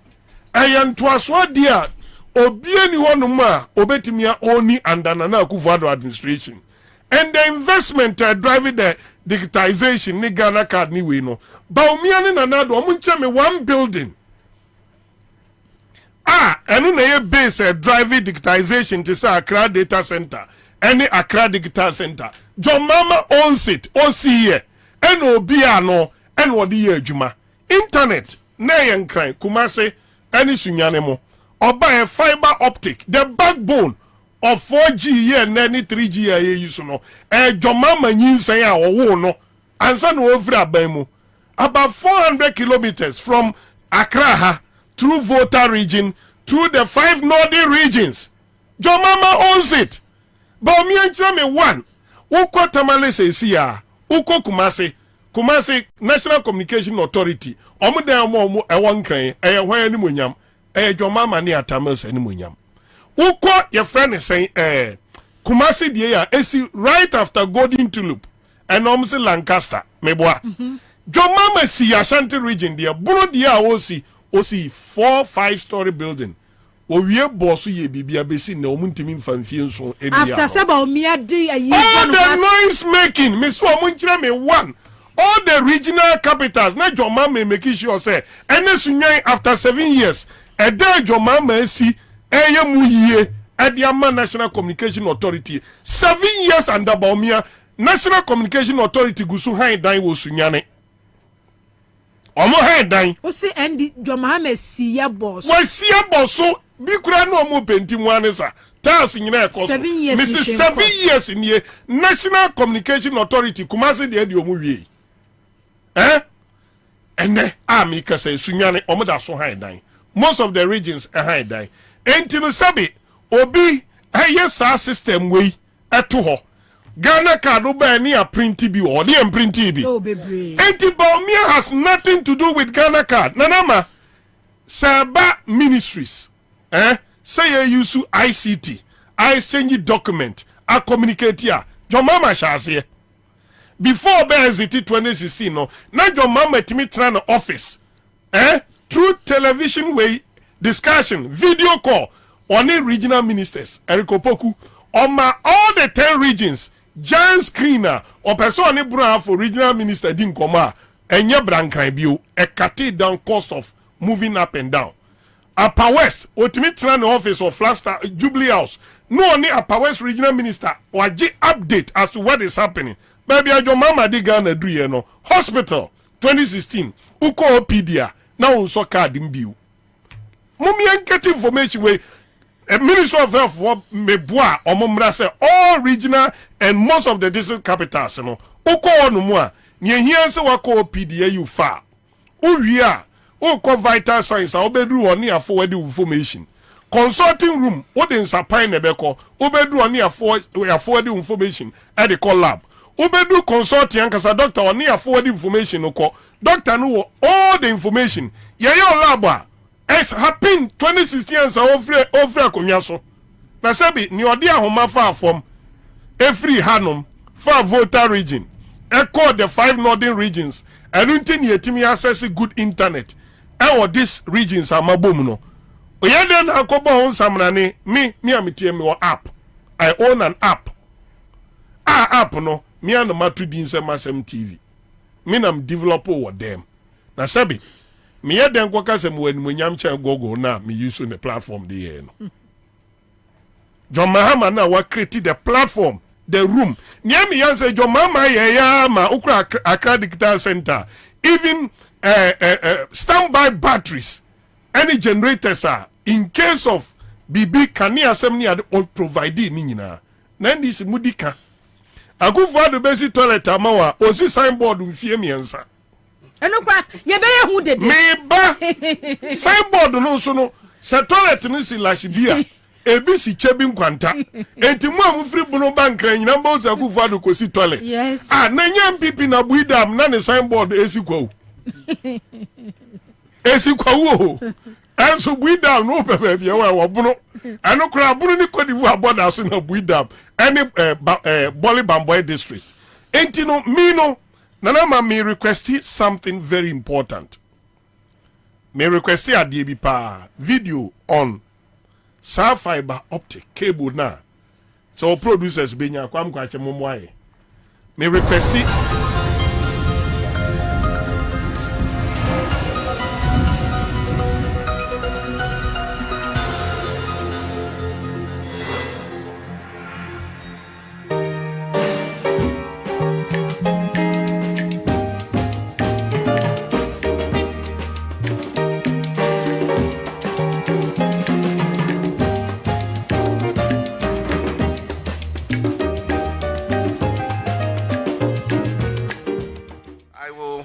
my speech with a quotation I made during the State of the Nation address.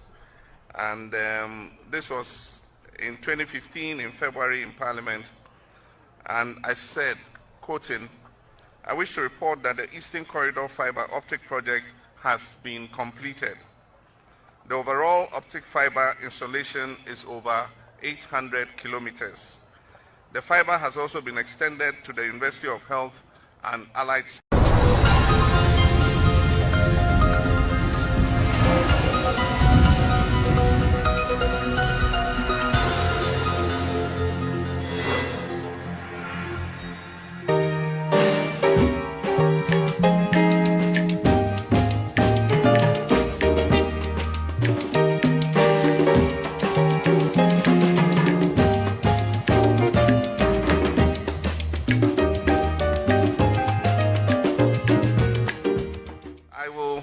my speech with a quotation I made during the State of the Nation address.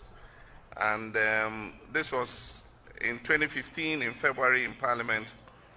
And I said, quoting, I wish to report that the Eastern Corridor fiber optic project has been completed.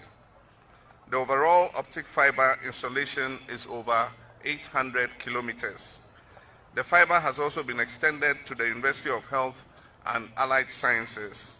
And this project will open up the Eastern Corridor to the information superhighway and offer not only teaching and learning opportunities, but also bring the digital economy closer to the people living in this area. And so today, the Eastern Corridor fiber optic is a reality, as I reported to Parliament.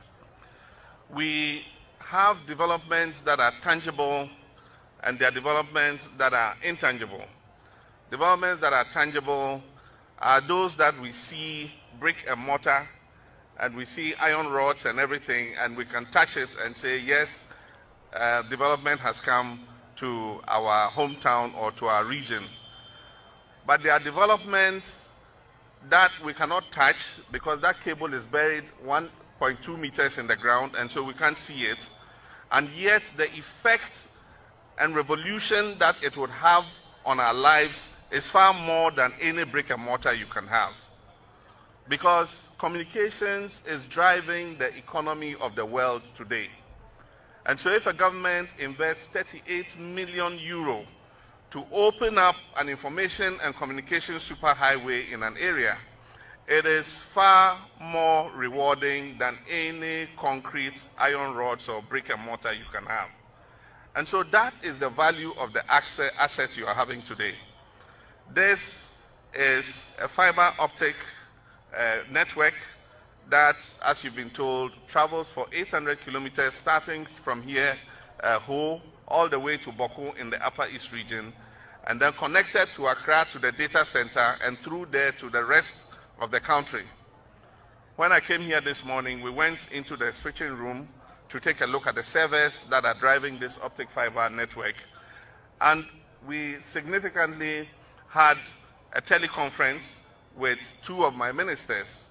The first video conference was with Ms. Hannah Tete. She was sitting in her office at the Ministry of Foreign Affairs, and we called her and had a video conference. We talked with her, chatted, very clear pictures, very audible sound, good quality communications.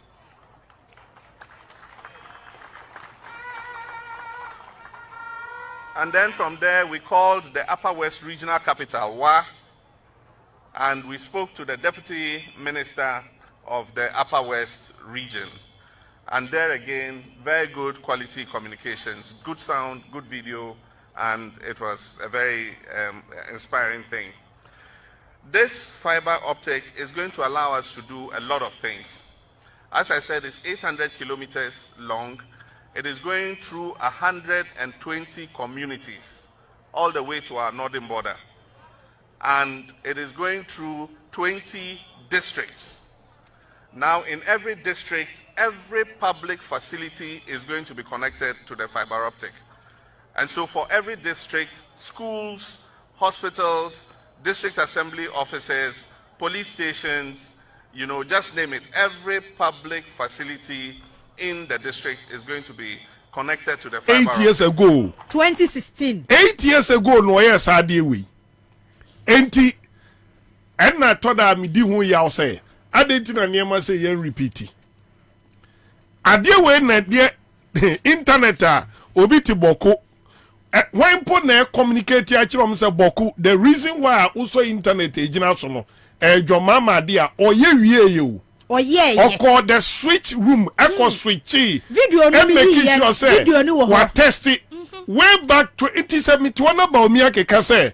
Digitalization.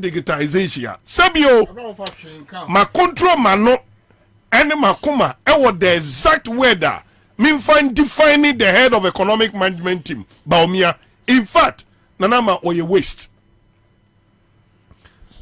Chase, me run a song fast war, and I'm say, Oma di boni bi, and a boni no mupo be a katas or whatever. Sanya sa, or be a ultimate mouth, one digital infrastructure. One digital infrastructure say me and me establishing way when a driving your digital system na wo Ghana no and some me can evidence or share e-passport yes that na fe ben John mama pencil ubenya hana tete video na mame ubenya mpacho mo mame hana tete video no nso na because weekend no na mkumasi a MPP Foreign Affairs and Digitalization has launched the online passport application service in line with Ghana's e-government strategy. The service is seen as a solution to the existing difficulties bedeviling passport acquisition in the country. It is also expected to ensure efficiency and reliability in passport acquisition. The online passport application project was introduced in 2014 through the National Information Technology Agency's pilot. The introduction of the Ghana biometric passport replaces all non-biometric passports by the end of 2017. The launch is a culmination of the process adopted by the government to reform the delivery of travel documents for Ghanaians across the country. According to the technical advisor of the Ministry of Foreign Affairs and Regional Integration, Ambassador Leslie Cushion, who doubles as the chairman of the Online Passport Application Project Committee, applicants can make payment for the process through EcoBank, Zenith Bank, GCB Bank, mobile money transfer via Vodafone, MTN, and Airtel, as well as their payment cards. Foreign Minister Ms. Hannah Tete said the system will help the ministry deliver the highest levels of customer integrity and international standing of the Ghana passport while improving on the security and issuance system. Depending on a range of factors, we are aiming for the following delivery deadline: a maximum of 15 working days for a standard application, and then a maximum of 5 working days for express applications. In due course, it is anticipated that the ministry would introduce a premium 24-hour passport delivery service to cater for the Ghanaian business community and frequent flyers. Ms. Tete said the service will be expanded across the country by establishing passport application centers in 6 regions. And I'm optimistic that given the amount of progress that has been made in that regard already, very soon we should see that every region of the country has a passport application center. The online application service is expected to help reduce the involvement of middlemen in the passport acquisition process, reduce typographical errors, and shorten the data capturing procedures, as well as speed up the workflow for the passport processing and improve passport service delivery. The Ministry of Foreign Affairs and Regional Integration has launched the online passport application service in line with Ghana's e-government strategy. The service is seen as a solution. 2014 na nakete elanche sadie 9 years ni 9 years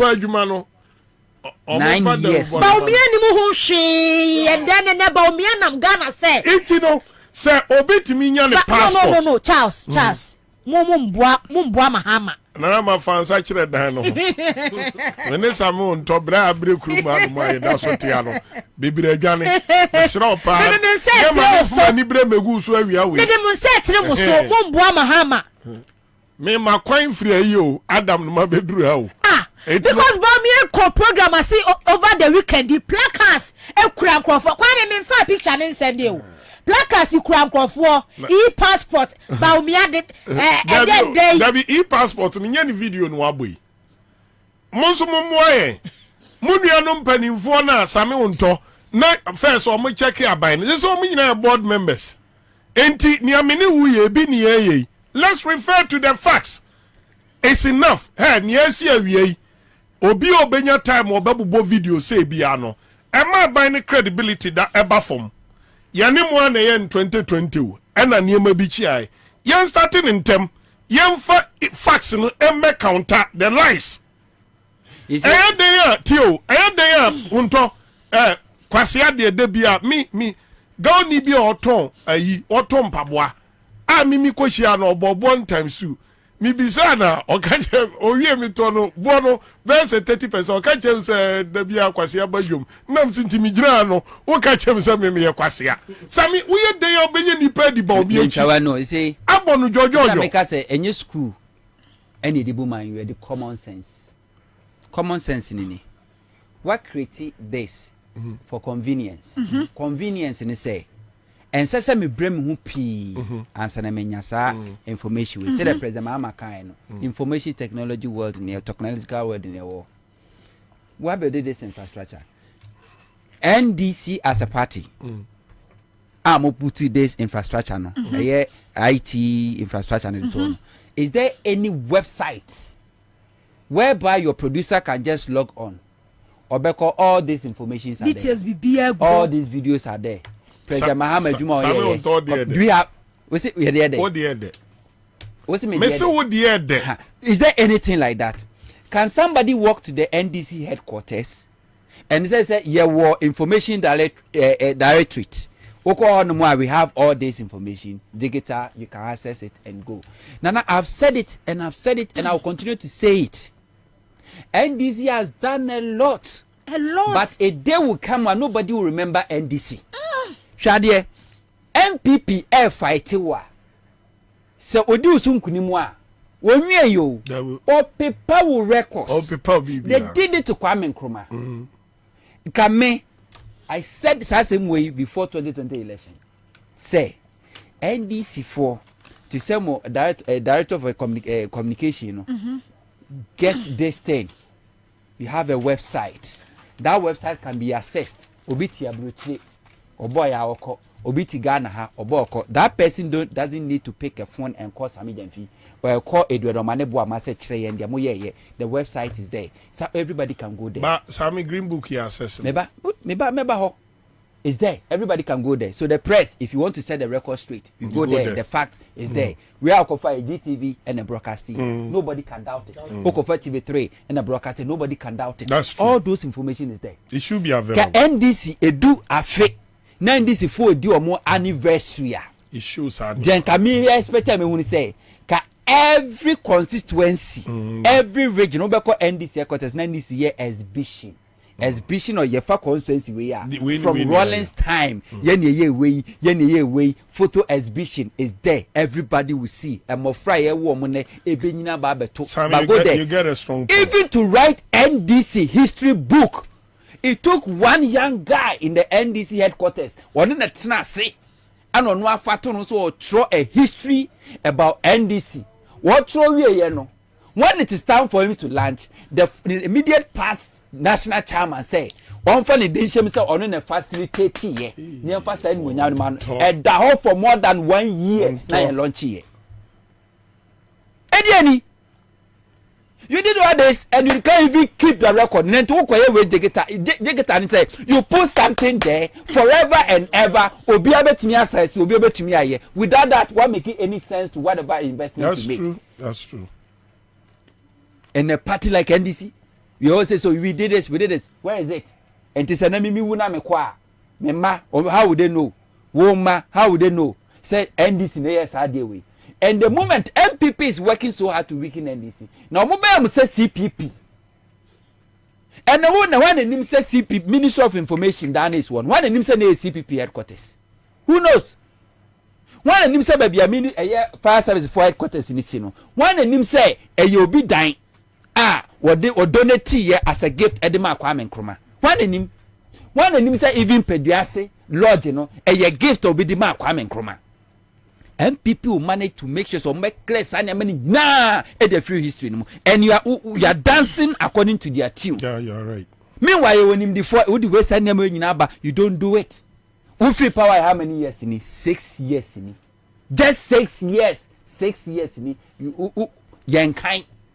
And yama we but who call some other countries even 50 years ago they will be able to tell you this is it, this is the history. You were named the 4 professors, your lawyers, your women, over governance, over economy, over finance, over everything. And this one in the phone. People sit at the party headquarters as if people they don't think about the future. The only thing they leave behind is their own portrait. Obeko headquarters no, and I win a year secretary from this year to this year, win a chairman from this year to this year. That's the only portrait they leave behind. They don't leave anything. Go to NDC a year headquarters. Never mu library. Never says some books no ma packing no. How many of them talks about NDC history, NDC records? You don't have any book like that. Apart from the boy in the tray, no. Foreign Crawford books now my church or my courses Sabidia go we see library. And it's me write a party called NDC headquarters library. First thing I should know, I should see is the history, the party records, the policies, the programs, the infrastructure, the achievements. They are failing. You go sit on radio and TV, now I walk up banter with MPP, you get few people to share near president, wakasa, wabieja, you have show neko. Who remember? Debate amuye proud to 2020 election. Fine debate. Who remember? Nobody remembers because that's not what we want. What achievement should be there? Yes. It should communicate for you. Yes. Just 2014, 9 years ago, something that Mahama yeah. Because the NDC went to sleep. One timia trumpet on one casa, one timia mortalize on one casa policy into Mahama Casagana for refugees who are diatem, the refugees and the red diatem, and Tibomiana fa, and while publishing, and the iron say Abefu. Say about me, Abefu, something that was done 9 years ago. And ne Baumia himself economy into a shifted to one because who's will be and our challenge, I was idea. It's a shame. And this need to think. Na makame see the dear Nancy. But unim say Charles Meba. Tembia ya kan. Si media ni NDC fafa. Media ni NDC afa. Media na message. Yes, because I quite remember say Fifi Kwete. The late President Mills Beba power setting the record straight. I'm saying that no any say monthly say 2 weeks a weekly no ye. Across the country, media house, radio station, TV obiafa. And then or setting record nearly 200 more. You'll be forced to say topic agenda was set no and na obey on tontwene but the NDC mu ya ne say e kina na ban di we ya ba bebum na mo be respond mo ba be react na enua because say why yes sad dey we edu ma ne boama under wo ministry and atete dey say on em so UN but some of deputies ewo hono maye sajuma we nyina e-passport ba o me na mo na placards ya twa so say ba o me na introduce electronic passport ewo Ghana ha say as one na lay sa fiber optic bibia 800 as one na ye NDC mu na mu ye because say you people are not talking eti ba o me take bibia say e the project nanama ena to obi atim say Dr. ba o me kwa na di data internet ba na mafutu ni yafa one honto mudika utie me mudika nene unfortunately minimum ya na ho akire ye wo ha no na mi wo say ye central no onse me no kasa ne me kofa hospital numa adwoma ma asi no obono afo bai a part of me dofu bi pa o ka chem se mi nsu nkipu ne ma o mitrim a part of my communication mami 5 minutes me polyclinic 5 no me hospitals no any permanent jobs adwoma create wo me region no my master wa me chest me da me here paper me here we no maka me say MPP for ma major many may argument about rules or me region mu health omomma ensuo omomma enti na ma asemo amudi agu yeso amuka mudika tom say yempe dawro nhie botom yempe ade nhie botom na aban no yensu say da bi aye counter omuntra omoye den omutwa no. Now we have a lot to celebrate from Jerry Rawlings. We have a lot. How many of our communicators and say Rawlings na di quota and a first asphalt e call them bono near half. Obi enim. So todanes what work so yetetekwa. But you know the impact of this? The first asphalt e call bono e call half. E call bono east. E call the northern region. Jerry Rawlings. And so told any build the foundation who cried near review Rollins and review at Amos. Say NDC on any day. Unza told I know to me can no maka say NDC kurano. Matras watch a dear namoye. Me brony afu enye NDC anka television kabinye bimhe. I can't drama crania recording kumase any abe in cinema center or brony afu. Eddie achre. It took Jerry Rawlings. Electricity babuno. Wow niema kasebi ensa mi bossy.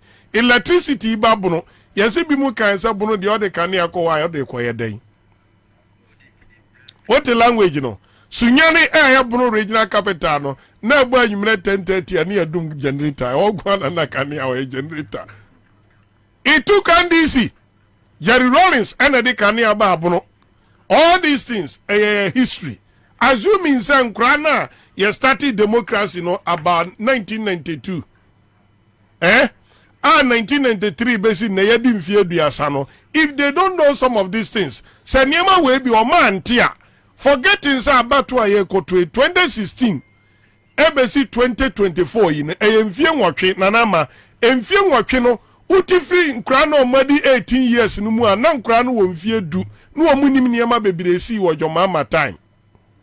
And to hear this information which mun soja nwu yachi mun koswa nso na current affairs no yen data your economic performance under your mama as head of economic management team no Odi oni Baumia to form a wahwe flat. Baumia plus Nanado a Jomama nkwa be mampani no. Odi Jomama achievement to nche any sika. Opia wetimi aka kire o se si the 40 billion e fa Jomama nsem no Emmanuel. Eniema Jomama ye no bebe prince yasenso. Say nipa no or struggle. Say obebie hospital back after 7 years. No about can you say after 8 year no somewhere middle of the year obebie hospital 50 polyclinics so Mr. argument no too early to discuss. Me the Mahama polyclinics are are converting into these hospitals without infrastructure. With him, the polyclinics were converting into your friend is saying decent hospitals. But the shameful thing is Sami Unto, when him say Adiana na ye polyclinics ne standard no krampo decent hospitals are good for so obe commission nanama when him say ye polyclinics no infrastructure chain no. Say unit classroom me kira mo decent hospital no. Yes ni say so no and entrance and ya nkyɛnse ayi lane na nso to a wonanti fam ya connect ya na ya connect ya any disease hospital no wodi a wonim kura a deputy minister of finance ne wo injiresi o kokwa ba ku nesi sa omo clinic dada no ho no abra o se asare say unit classroom ayesi no 3 square and ye din chance in there twa finfi ni atu din disease hospital. Enti Mahama kura district hospital no ukoni e kase Mahama district hospital nia the list I am for nipa 60 bed 60. Enti you are right. How many people say Chairman General anya press conference kura na no say Rollins in the sea Sunyani Regional Hospital sima ade bia kufa de abesi ni tintin nyina ti say wa better your hospital ni din Sunyani Teaching Hospital wa bra ye ni MRI ewo hodom. Ye hospital na ye wo say si ano. Ye ni consultants a qualify say ye teaching hospital. Teaching hospital at least 400 bed. Ye hospital ni no 400 bed. Unim ye teaching hospital emergency unit bed or air 12. Hey. Oh, NDC have a history. We have a history. Ba ubehuni say omo be ye hu de da ye hu de da.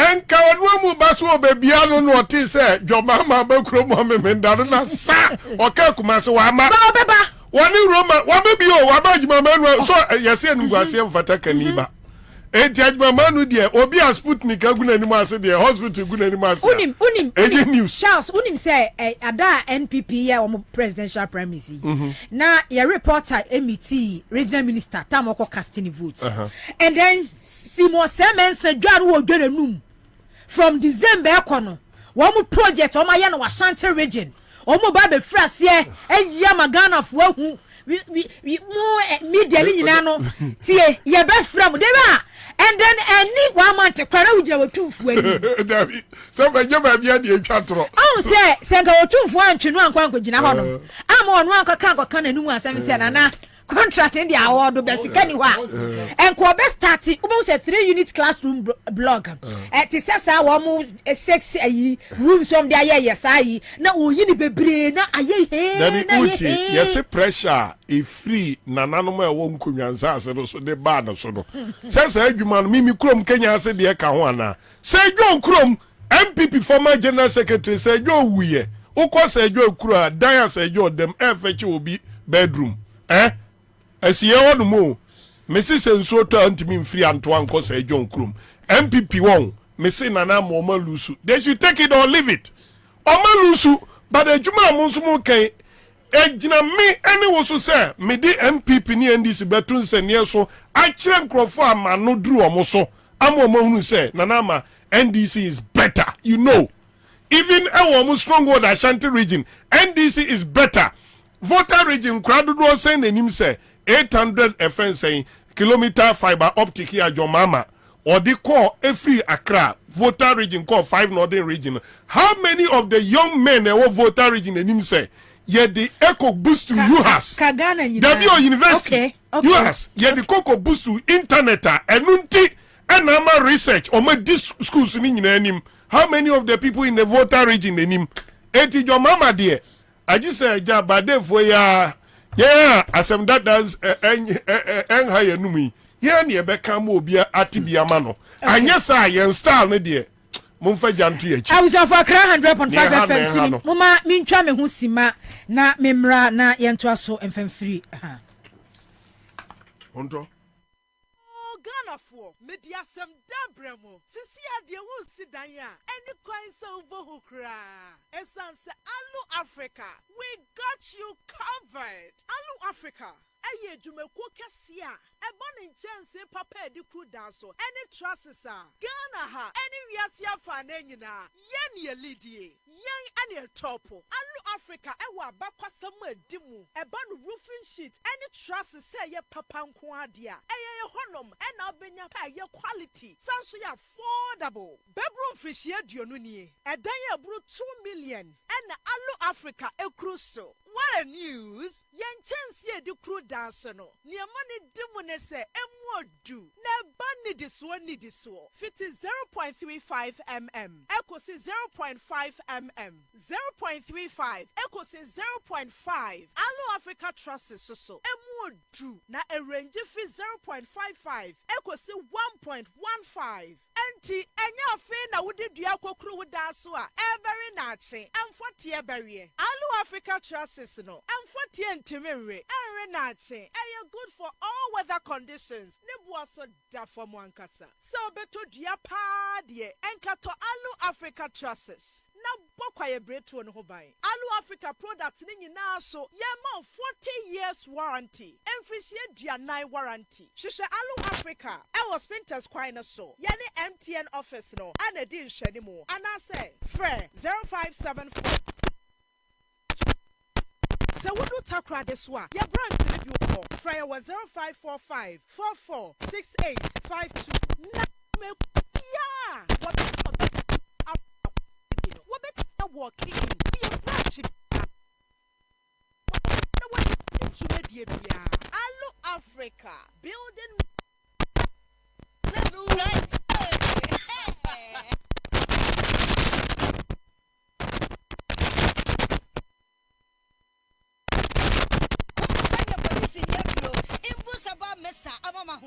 Refuse to grow. Any offense will be count. And what day immune system or Yankopon, and dear ready Pedrian Musamoya Hubano, and Nasa Wunum Imbusaba messed up a Pedja immune system Nabribia.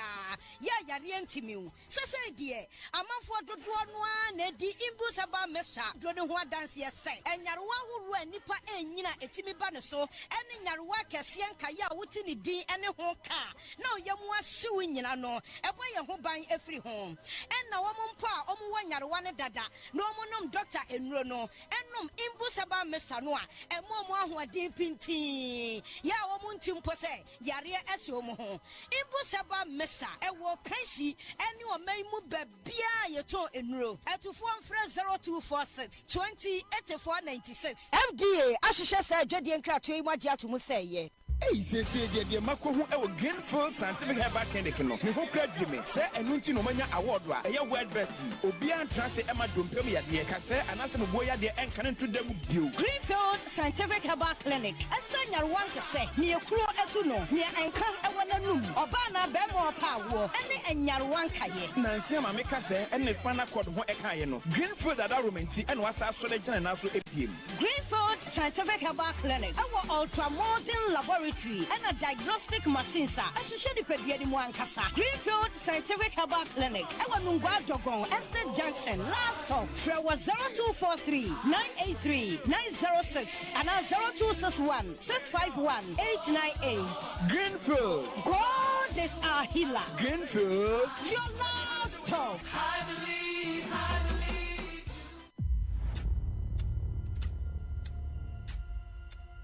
Get ready to immerse yourself in a tale of bravery and resilience. Journey into the heart of the Kwaman Kingdom, where Nana Akoto, a young prince, is captured and sent to the formidable Dintra Empire as a slave. Nana Akoto faces a fate that threatens to erase his identity, but his spirit remains unbroken. In a quest to rediscover his true self, Nana Akoto must navigate a path full of trials. Will the power of Dintra keep him as a slave, or can he fight to reclaim his heritage and restore honor to the Kwaman Kingdom? Don't miss Nana Akoto, showing Mondays to Fridays at 8 p.m. exclusively on Aquaba Magic, DSTV channel 150 and GoTV channel 102. Dial *759# to reconnect or stay connected to DSTV and GoTV. CMGC Kachadio! Yeah! Say, Ubebo *413#. Ewo MTN peso. Awonu mu na one saka watadie. Aye CMGC Kachadio promotion. Yeah, afi yesu ye bedidio. So peso wonya CMGC Kachadio bia. En ye kwan we na befa so. Step 1, bo *413#. Ewo MTN so. Step 2, choose Accra FM. Na we die the prompt nechi. Esu a wonsu asika mu nyina. Ebe ko na wie yama. Sika Chadia promotion, cash in and win big promotion.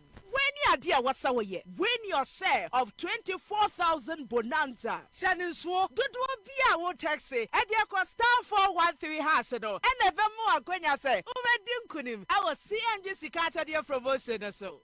Cash bag from Class Media Group. Kai Huna say, Sa Jumedia Way, and she shared the home, the National Lottery Authority, our Caritas Lottery Platform. And a boy chidom. Unyam fisher don't watch it airqua. One Kajumedia home. CMGC Kachadio!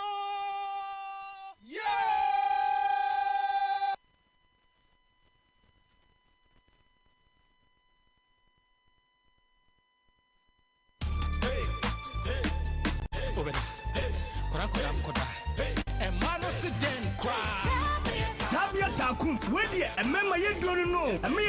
Ahoɔden ane ahoɔden yie ɛyɛ mmɛmɛduro ɛno nti na bɛrima bi ahia bi no ɛtufoɔ ane atɔfoɔ ane obi ɔpɛdedo atu atɔn biara ɛnkɔ chemical shops pharmaceuticals ane herbal shops biara ɛwɔ Ghana hanom beebiara anaasɛ frɛ yɛn ɛwɔ 0243 686861 anaa 0245 749206 sankratoe FDA fo agye ato kae sɛ tabia takum deɛ bɛrima biara yɛ takum.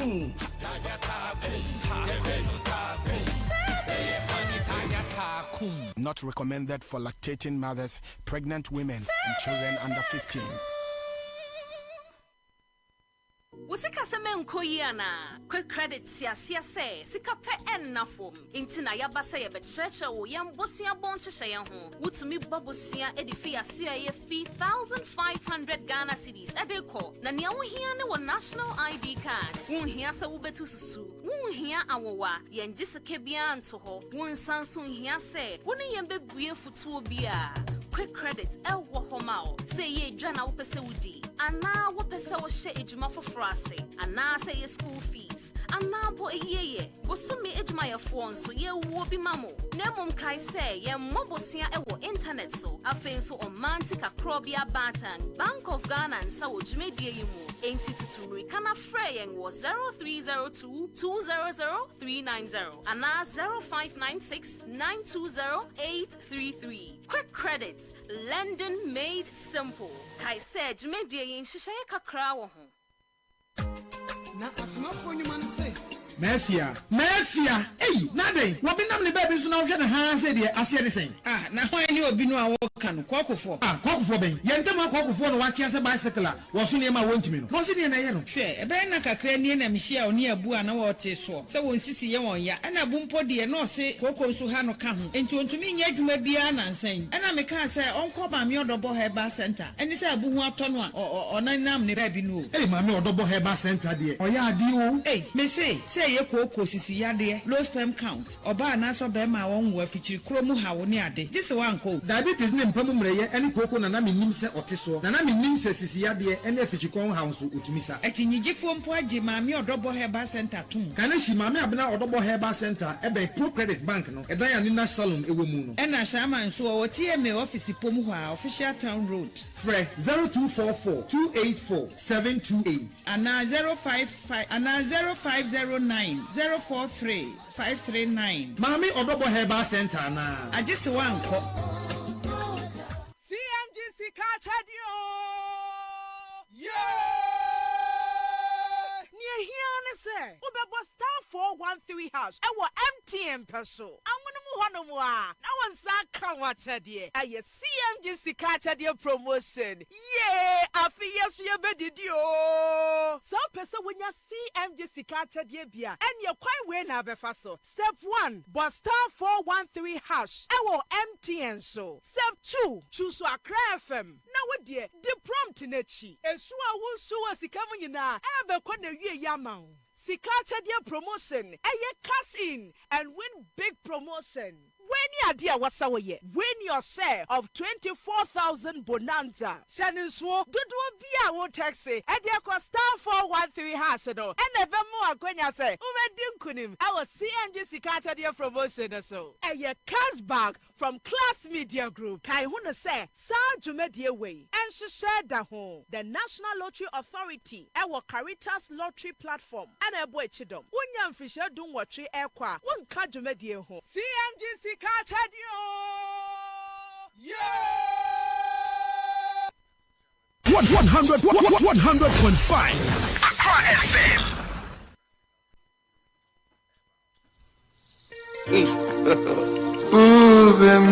God have mercy upon us.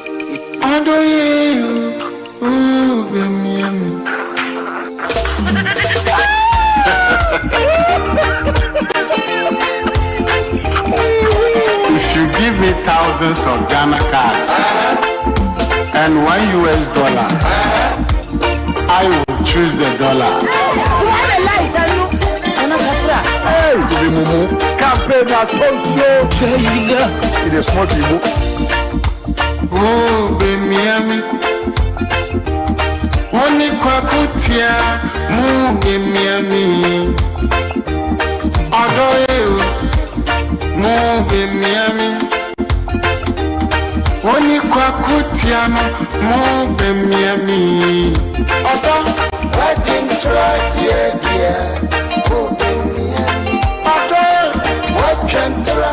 Accra 100.5 FM so any citizen show na enwumre yesum wo ene producer Semecheska Sikacha de na Mecheska star 413 hash star for na mecha 1000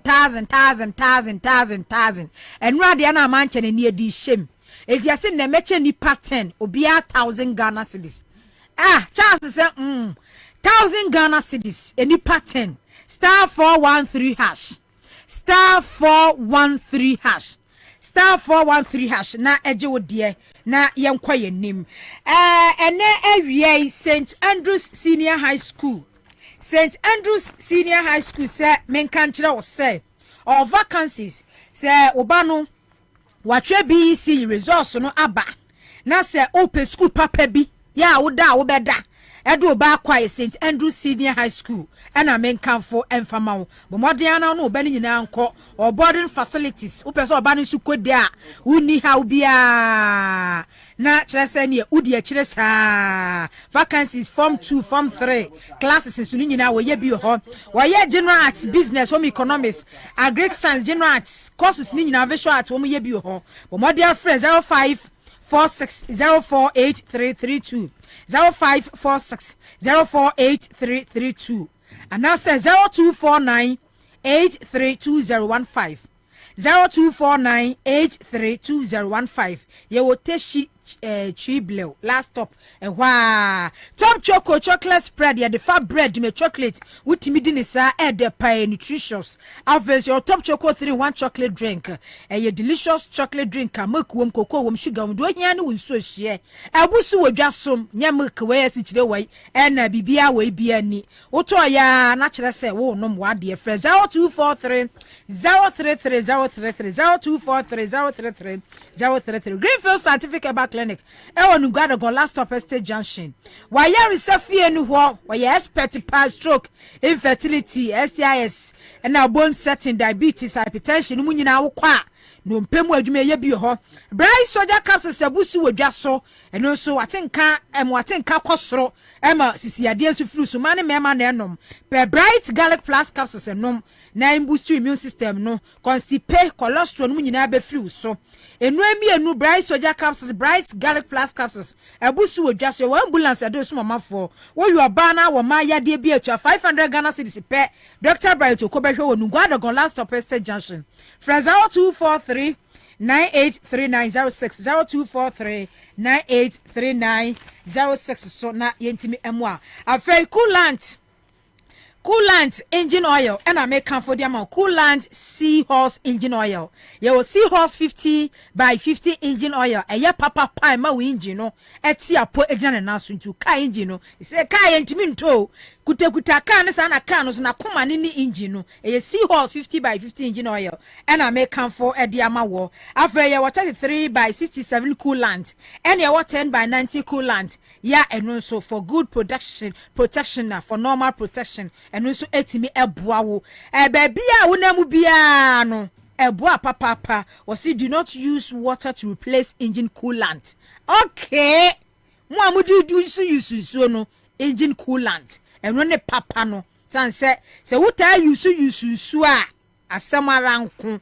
ebuso ewo edwa so bomodian friend 0244 599 0244 577 559 0244 577 559 and that's 0540 4243 86 0540 424386 so coolant 50 by 50 engine coolant and Bobo sir unya bi kwame mame parliament you know honorable Ricky Hagan the submissioner efa 2024 budget no ho mosia hodo ya abawe yi abro na no na metie no o se eurobond ni bi ho no mo a this is basically an economic garbage this budget.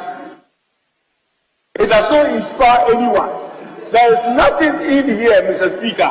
Mr. Speaker, let me tell you the external debt that we are not paying. Mr. Speaker, we owe the Chinese 1.9 billion, which we are not paying. We owe the Paris Club 2 billion, which we are not paying. We owe the Paris Club 3.8 billion, which we are not paying. Mr. Speaker, we owe Templeton 2.5 billion, which we are not paying.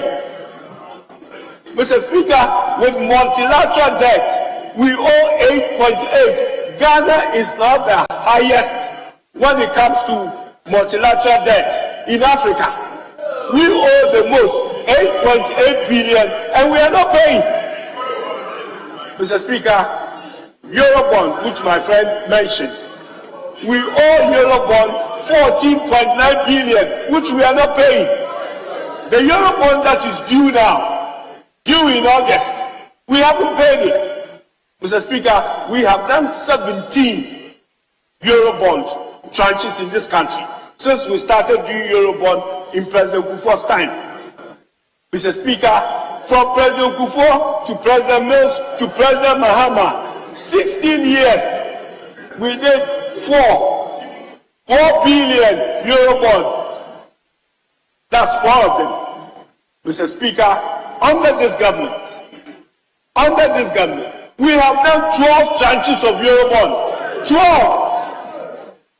In 7 years. We did 4 in 16 years. Mr. Speaker, to a tune of $11 billion. This is how much we owe, and we are not paying. Mr. Speaker, let me give you a picture here. And what they've done, Mr. Speaker, sorry. This government intentionally did certain board with the intention of never paying. Intentionally did certain board with the intention of never paying. And let me tell you why. Mr. Speaker, Eurobonds are usually done for a period of 10 to 15 years. That's why the Eurobond done on the Kufuor was done for 10 years, 750. NDC made provision for that bond to be paid. We paid 250 before we left office. The remaining 500, we have put money in the sinking fund to pay, which they used in paying this. The one that is due, they haven't paid. Mr. Speaker, they did Eurobond in 2018. May 2018. That Eurobond is supposed to basically expire in 2048. Young qualify na Kufuor do 6 years. Waje 11 billion Eurobond. 11 billion. Ni nyina no yentua ye debt nyina ye creditors yentua obi bia eka. But ade aya na eya me nwanwa ne say after say $100 enkotua ka ni nyina no yentimi stabilize still na no see $100 enkotua ka bi mu yentua ye creditors ka yentua omo ka but still na dollar no entimi engina ye menya ohoho ba ko wa ha ya ono so ajone me Haruna Muhammad, Operation Director, Mass Committee Action. Mass Action Committee. Kwame, Imperial.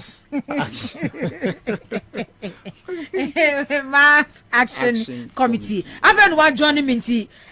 Young to us free baby na fe memra mu kakra. Edi kan Michia Echefu. Michia mi co-panelists.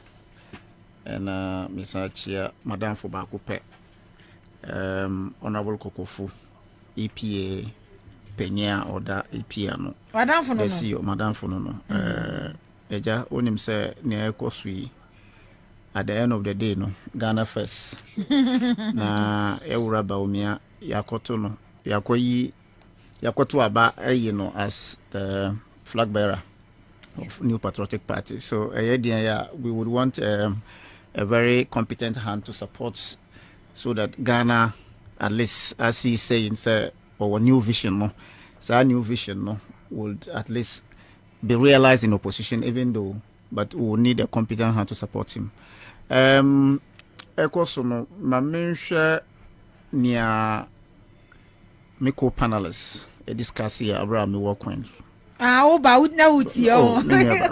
Interested, okay. Very interested. Okay. But we share 24-hour economy. It is not something that is new to economies in this country, or countries in the world. Na Nientina, His Excellency John Mahama, a proposal. A 24-hour economy. Abra, His Excellency Ntrohini, the tyrant of our time, making every Ghanaian to realize, for them, they could be better even if they die, some people, under a leadership such as this useless government, Nana Akufo-Addo led government. But we share the rationale behind 24-hour economy. It is not for one person's interest.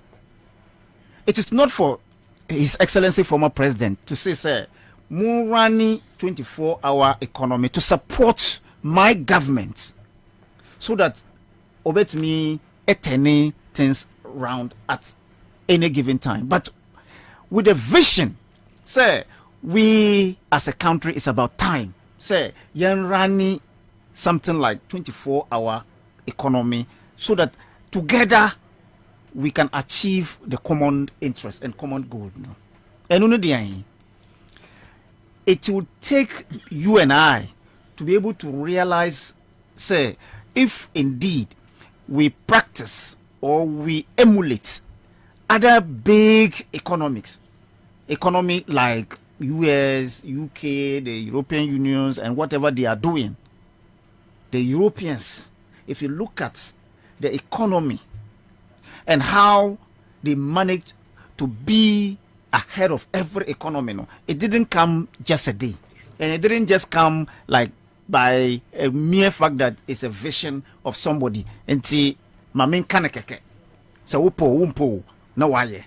His Excellency John Mahama is talking about 24-hour economy and pleading to bring everybody on board, both informal sector and then the formal sector. What do I say? The private sector, which plays a huge role in promoting the economy of this country. Say, our shortcomings coming from. Say, if you look at the civil sector, that is the government-owned enterprises, and the way and manner they manage this country, no.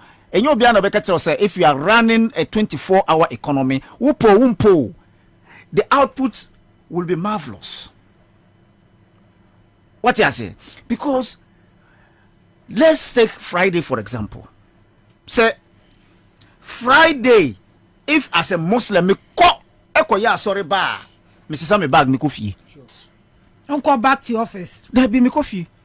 Because I pretend to work and I'm being prepared. They also pretend to pay me.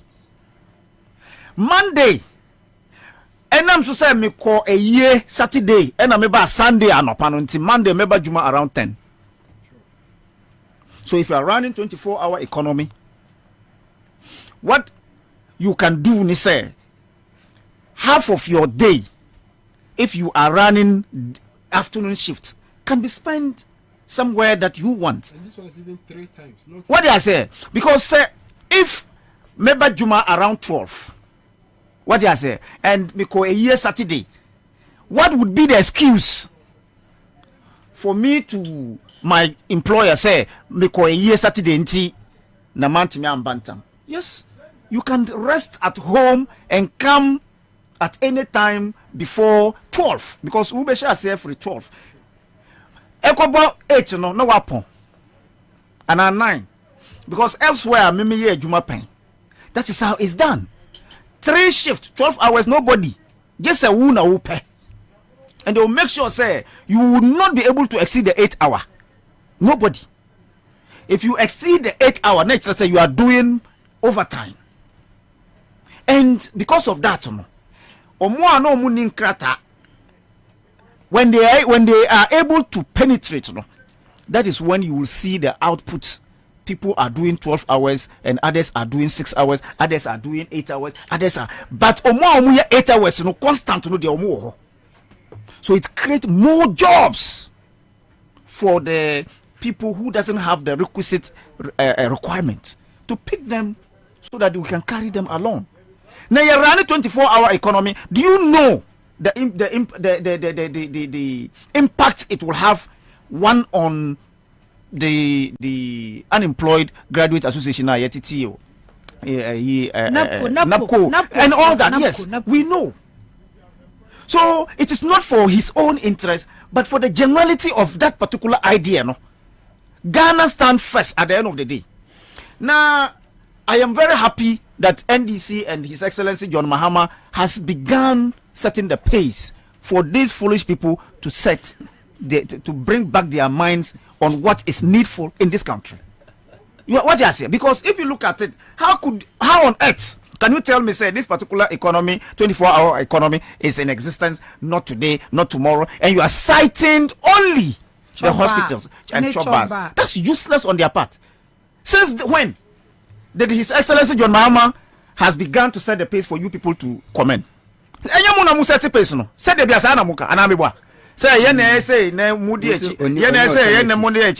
hospitals when? Since Nkrumah's time, you're running 24-hour hospital services. So if you are telling me, say, it is not what John Mahama is talking about, or Katra will say, we need an enabling environment for people to be comfortable with their mindset. Say, Mikojuma, I will be back home safely. So he will also, as government, contribute some part of security to the private sector. So me kofia me ko asunjwe mu. Me ko akodru asunjwe mu. Me ko so a me ko akodru dwumo mu asunjwe mu. So that the government's responsibility is to contribute to one, the enabling environment, which is that ye me ko kra niam na eba anadwumetimi ayi niam no wo ports. It's one of it. 24 hours. Ananiwa at the ports. We are wasting so much time. And you know what will happen, sir? If 24 hours is going to be implemented in the port, no demurrage will catch anybody again. Demurrage now, yeah. You see, delay, demurrage abana say charge, you know. That's one benefit. 24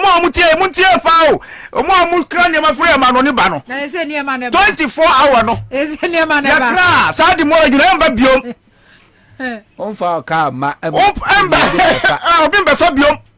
That's one benefit. It is key to aboso kind much of war. So if today this visionary leader called John Mahama coming from your friends are boiling bamboo. What do you say? Traffic. Look at one thing. Wofa kwanya eko amasamai. That road network. Omuya juma 24 hours. Look at the impact. 24 months. Go and see what they are doing there. That tells you that if indeed Saminiwu me factory and that there is so much labor force that I would need, but enam to say minisika, enam to say minya juma, mintimi ya na juma nti. The delays in terms of delivery period na yema nkrofo no, yantimi hia, yantimi miti sa target no. Then of course you can be able to manage your human resource effectively so that you can meet your demands, and then when you are able to meet your time, your target, your output and your input would be what? Would be ascertained and be effectively executed. What I say? So this is something everybody should embrace. Look at the passport office. For example, I know, say the passport office, some part of the passport office, maybe I'm printing, they close late. They don't do 24-hour service. No, foreign affairs. Maybe I print passport ankasa. They close, some of them closes around 12. Of course, yes. But go to the passport office to see the backlog there, and they'll tell you, say, because of material, I am true because they don't have that motivation, and that's why the Goro boys who go as early as 3 a.m. We go to Goro boy ho. We sell lie. Abra on here passport or percent on sell lie ma obi, so that the person can be able to do what? Get access to it in time. Look at who koye your friends saying electronic applications on American platform. 24-hour service is there, but our passport forms go there to Google. Almost 24 at 12 by 12. Now platform na shati. Dear Dr. Bamia so the bay. And draw. Me say who go before 12 no, after 12 no, system no. Jame. Nobody is there to manage it. The system. Yawura, His Excellency former president, has built ICT centers and then information centers and across the country. Are we utilizing it? No, because lack of motivation no niho. Because if I am there to inform people who are sleeping, the transport system will be 24/7. That's what the John Mahama is saying. Say if indeed the private sector is coming to help me and then embrace my idea, Oba, when you leave work at 12, yes.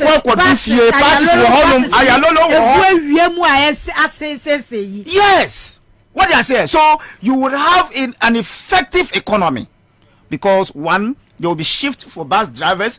If you have 200 bus drivers who are applying the road daily, that means 200 drivers are needed again additionally. So we are creating employment.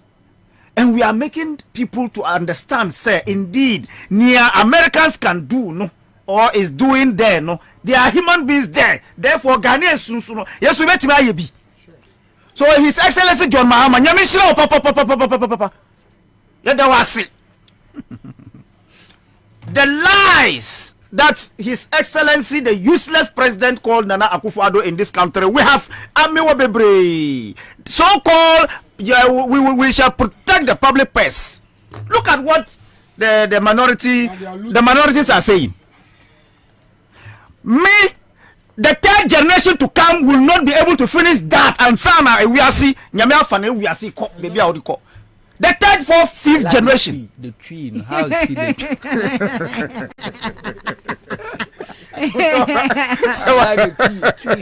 what did I say? So it means that these people have decided to cripple you and I. The first and second generation of you and I, and your more, will suffer to pay our debts. And what would it lead to? And people are saying that if indeed we don't pragmatically stop this particular issue called loans and borrowing for some group of people called Achimafias. Menu, yes, sorry, one day. Do you know what we call per capita?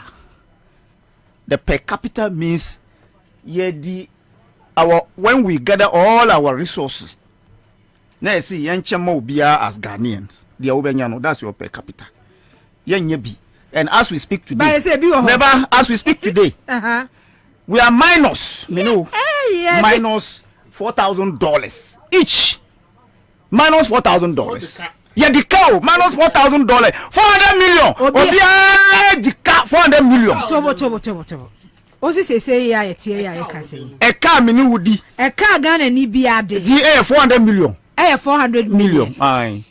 42. January a car ya the car. Your mama say 1,000 or say 2,000. Yes, since I 400 million. Ona your mama tana obi aka 3,000. 3,000. Yes. They say obi Ghana obi 400 million Ghana cedis. Obi and yet I'm born. When you wear no so beba.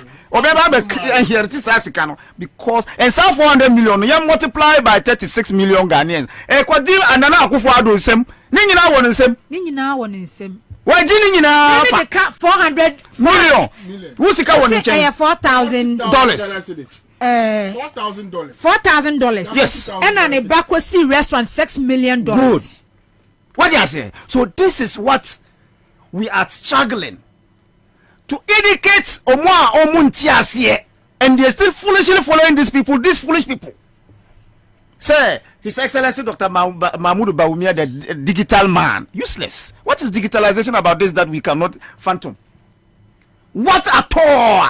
Oh yeah, Emma Ghana, etimpo, munkanchire. Nothing. The Ghana card now no. Did you hear what Canada, Japan said about Anochi? When Canada and Japan brought some people who could do it less than 1 million. 100 million. How much did they do it? I say $50 million. $50 million. How? And you're telling me that because we are sika, a Ghana card. Now when I catch a Ghana card, you shall send it. And you own it yourself. No problem. We are moving forward. He should be on the ballot, but who say, oh, yeah, Bema. Oh, say now he's the flag bearer. He will see what Ghanaians will do to him. And indeed, if Ghanaians are not gullible as we always know,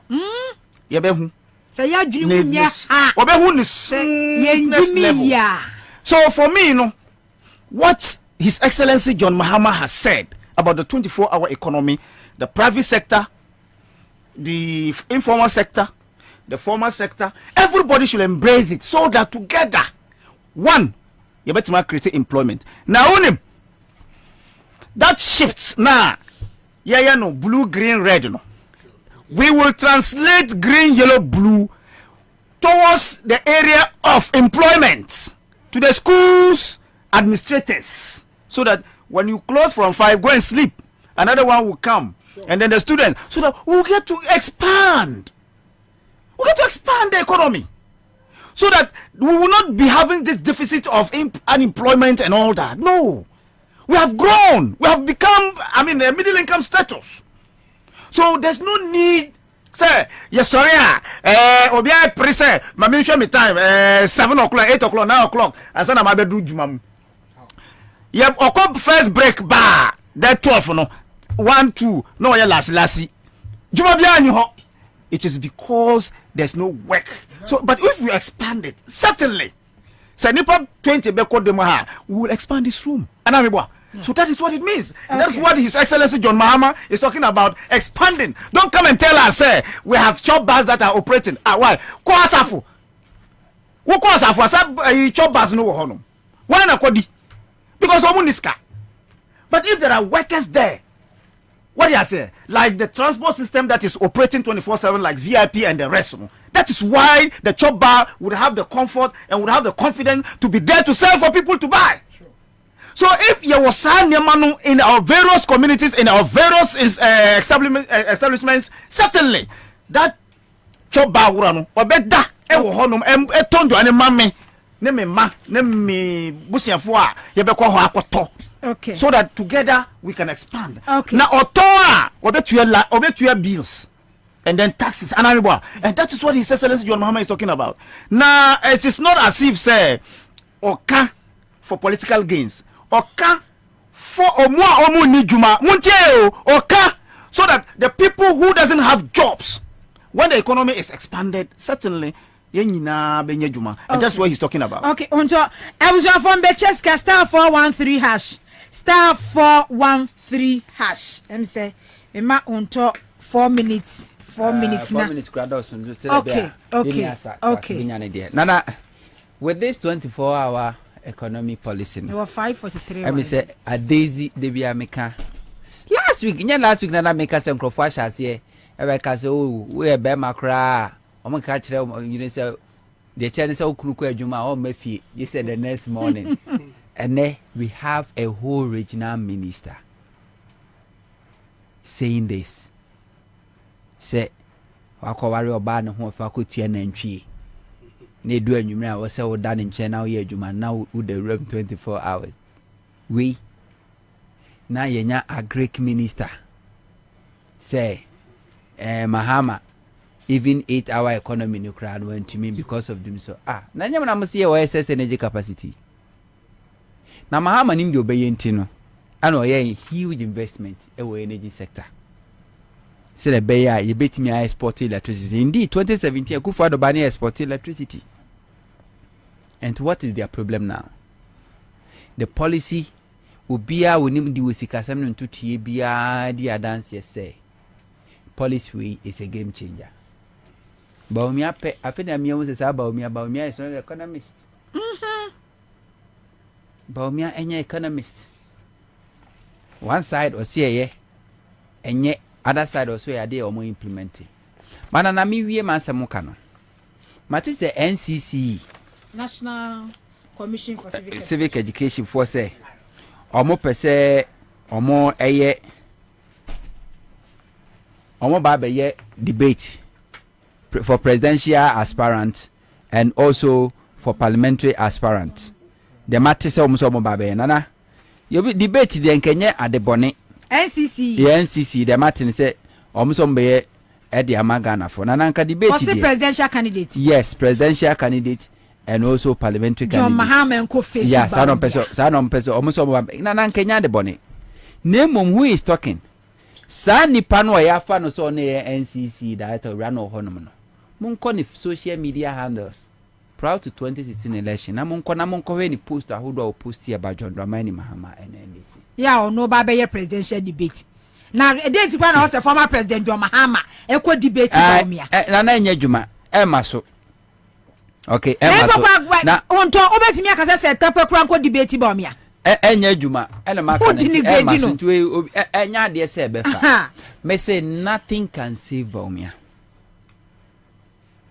And it's about time cry and forget because Baumia cry is a man popular. It was already on Rankasano. What said he did that? And he fetching any sympathy bia. Mahama didn't policy buy a Ghana for you now himself. Oh, I'm what you mudo 24/7 economy. A possible, a feasible. Baumia kwa kabia. Say the Ghana card. Kwa free car. And ese mo nyina tumirika nantwe ku akotu so abodam obi a shebo alanche mate be share ni bo GTP Ghana for so Muhammad ni de buy na ni fo nyina som economists obia eka obia ni age tisi fo ni age ba omianko akoka bia krofo nyina se krofo akenkan krofo abodamu asebi yemfo munsi ona hu say yes nana esranadwene ena sunu nimdie. Okay, meba usuna busia for say medical kan mecheska star 413 hash star 413 hash na enumrei wa be hu say wanya alert star 413 hash mesremu na minchewska na ina de ho odofo bi se afa ofu yi wo de ye odofo bi se ba omia obetimi adibeti akua donko enya ba. Yes, akua donko so le nsam ke kan bia ne ba omia de na not former president John Mahama Abu Menam use Ovecheska because you are gonna for here. Ambecheska star 413 hash. Okay, any Wango energy drink, Wango. But one the way I make Wango no JWANGO. Wango energy drink. Your ultimate source of vitality. Papa no. One kasasa wa ye djuma kakra bi na wo bre na wo teso ahoden agba form hu energy drink bia enu an wango anye anadu sisi sheshe fridge musa ho after 24-hour economy no wa pebi na de amano na kire se ne wango enu ena enkrofo enom. And you're vetted and approved by FDA. Wango. Now we'll test it. Star 413 hash. Star the out one moment we say phone so now quick alert. Now we'll see. Abu ye baby. Ye ni ye that's one ye. Okay. Abra ye nim say you John Dramani Mahama. Ede asempa aba. Okay. Na ye na ya Agyarko any friend ya Agyarko. Because obia nim say this is the time for Ghana to transform. And obia any you say the enemy go walk crowd woman say last time wa disabled for yes. Samra na tobu 2 year adwuma 24 hours year hours ya ne ebi ko na biaba ebi ko na biaba na obia oye vice president oye economist ya industrialization a decline 24-hour economy senka wish you waso no say so what share the track record ondua no ocha like he has never done business before. They be aketwa na the man nti adwene na the team ontimi improve or ontimi transform economy. Share obia every single person be obekọ enra me call junction no nungwa na me duru ho no na nkofo bi ye dede na be some say oh I den or say or check in online no now Vodafone junction mall supposed to close at 8 o'clock into Afaka and we draw before 7 now or my truck about say 7 o'clock we are closed and no me catch back on say when you say John Dramani Mahama I say oh me say papa mate or say mate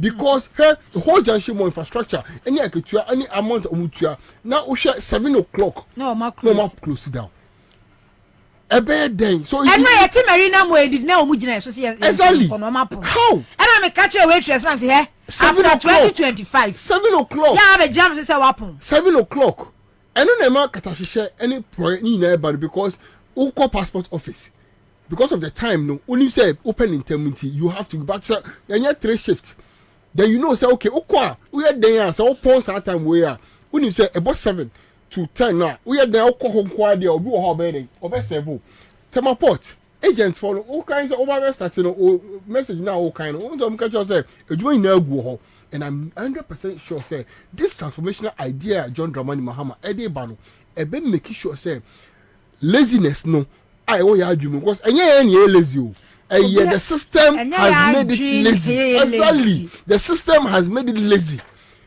He said the youth no, they are brilliant, they are smart, they have every single thing. I say so what they do is what? Cha. Any hookups, that is the only because Obano Ojuma also did that's a top part, that's to be. So how would the person survive? And now I me can same way my mensan can be. Unim say say you can digitalization yeah boss so sure. 2014 2016 former president launch sure. enumuni ade e passport muni ade Dr. Bomia dia about digitalization hook up because or they come what did say hook up yes or they come now bagan I was your former Cheska first. Hello, good evening. Good evening. Hey, one a winner. Hi. Hey, and you remember Chow say? 500. Hey, and the job of fear. Hi. Now, oh, yeah, say, baby, I'm almost serious. Me that. Say 5 CDs, so. Eh. And then let the old them. Hi. Sika. Dale, compare more to be muate. Okay. 80 mate. 80 onso bi agene. Oh, any judge. Enya sem gitu. Come on, what street no? Me say street for no aye din and omo twemba omia. Ne entro kaya ye for na what promise you omo up to today they are waiting. Okada for so odi moto. They are waiting. Look, the promises that he has given to us and what he is now telling us no and we are just patiently waiting for him. Now me the man and that's what abano. And he said John Dramani Muhammad 24 economy no a transformational idea. And look, obia bedidi. Every single youth our so unye lazy we are very, very smart and innovative.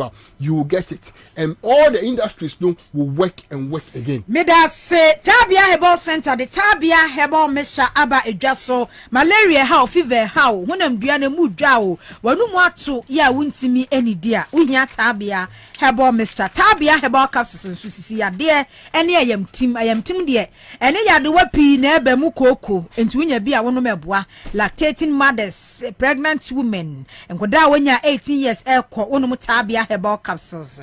Bomodia for nature or kanshi dragler busu ho Ghana baby a tone will be a Tabia Herbal Mixture, Tabia Herbal Capsules, a busu ho friend 0243 686861 0243 686861 star 413 hash star 413 hash. Kwame say ye chane 505 and nipa 20. Mr. Unya alert na okay obi on mo ye wi a oye wi a alert ne ba phone ne da baby ntu ohwe ye Kwame kuta phone a wo frɛ nkrofo a wo ma wi ni a Mr. mo hwe mo phone so mo a my ye bi and star 413 hash na mo select Accra FM no Mr. ya chewska enti bomodea na ehwe alert na ba ne ye frɛ wa wa ye course ni sa mo mfa wa ye course ni sa enya de a mo fa 24-hour economy eba ama ye nyina oman ebu adwena ye nyina ye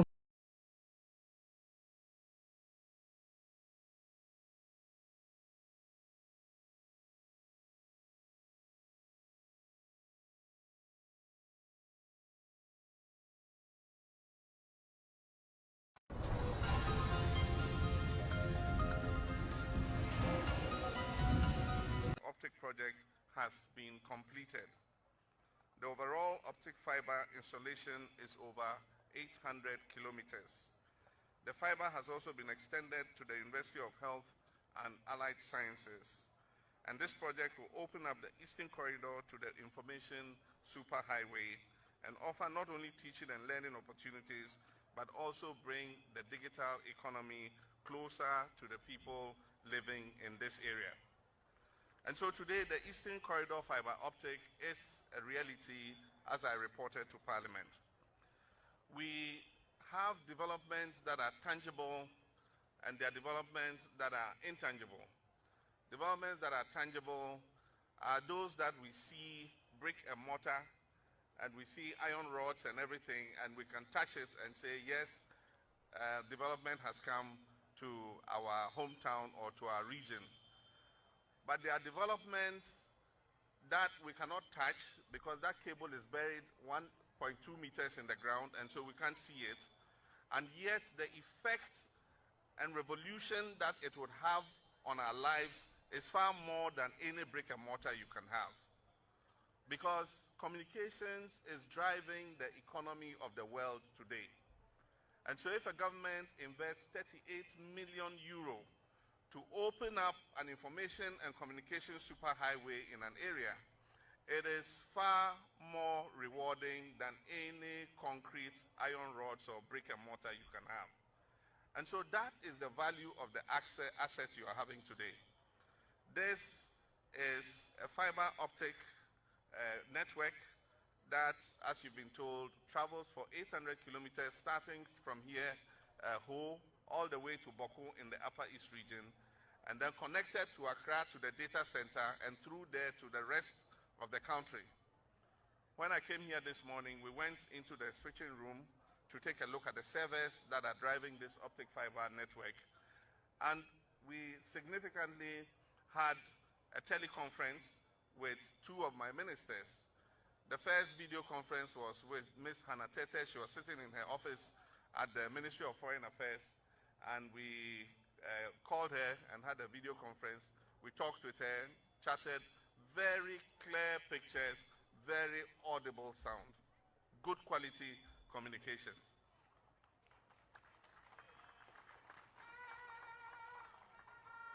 And then from there, we called the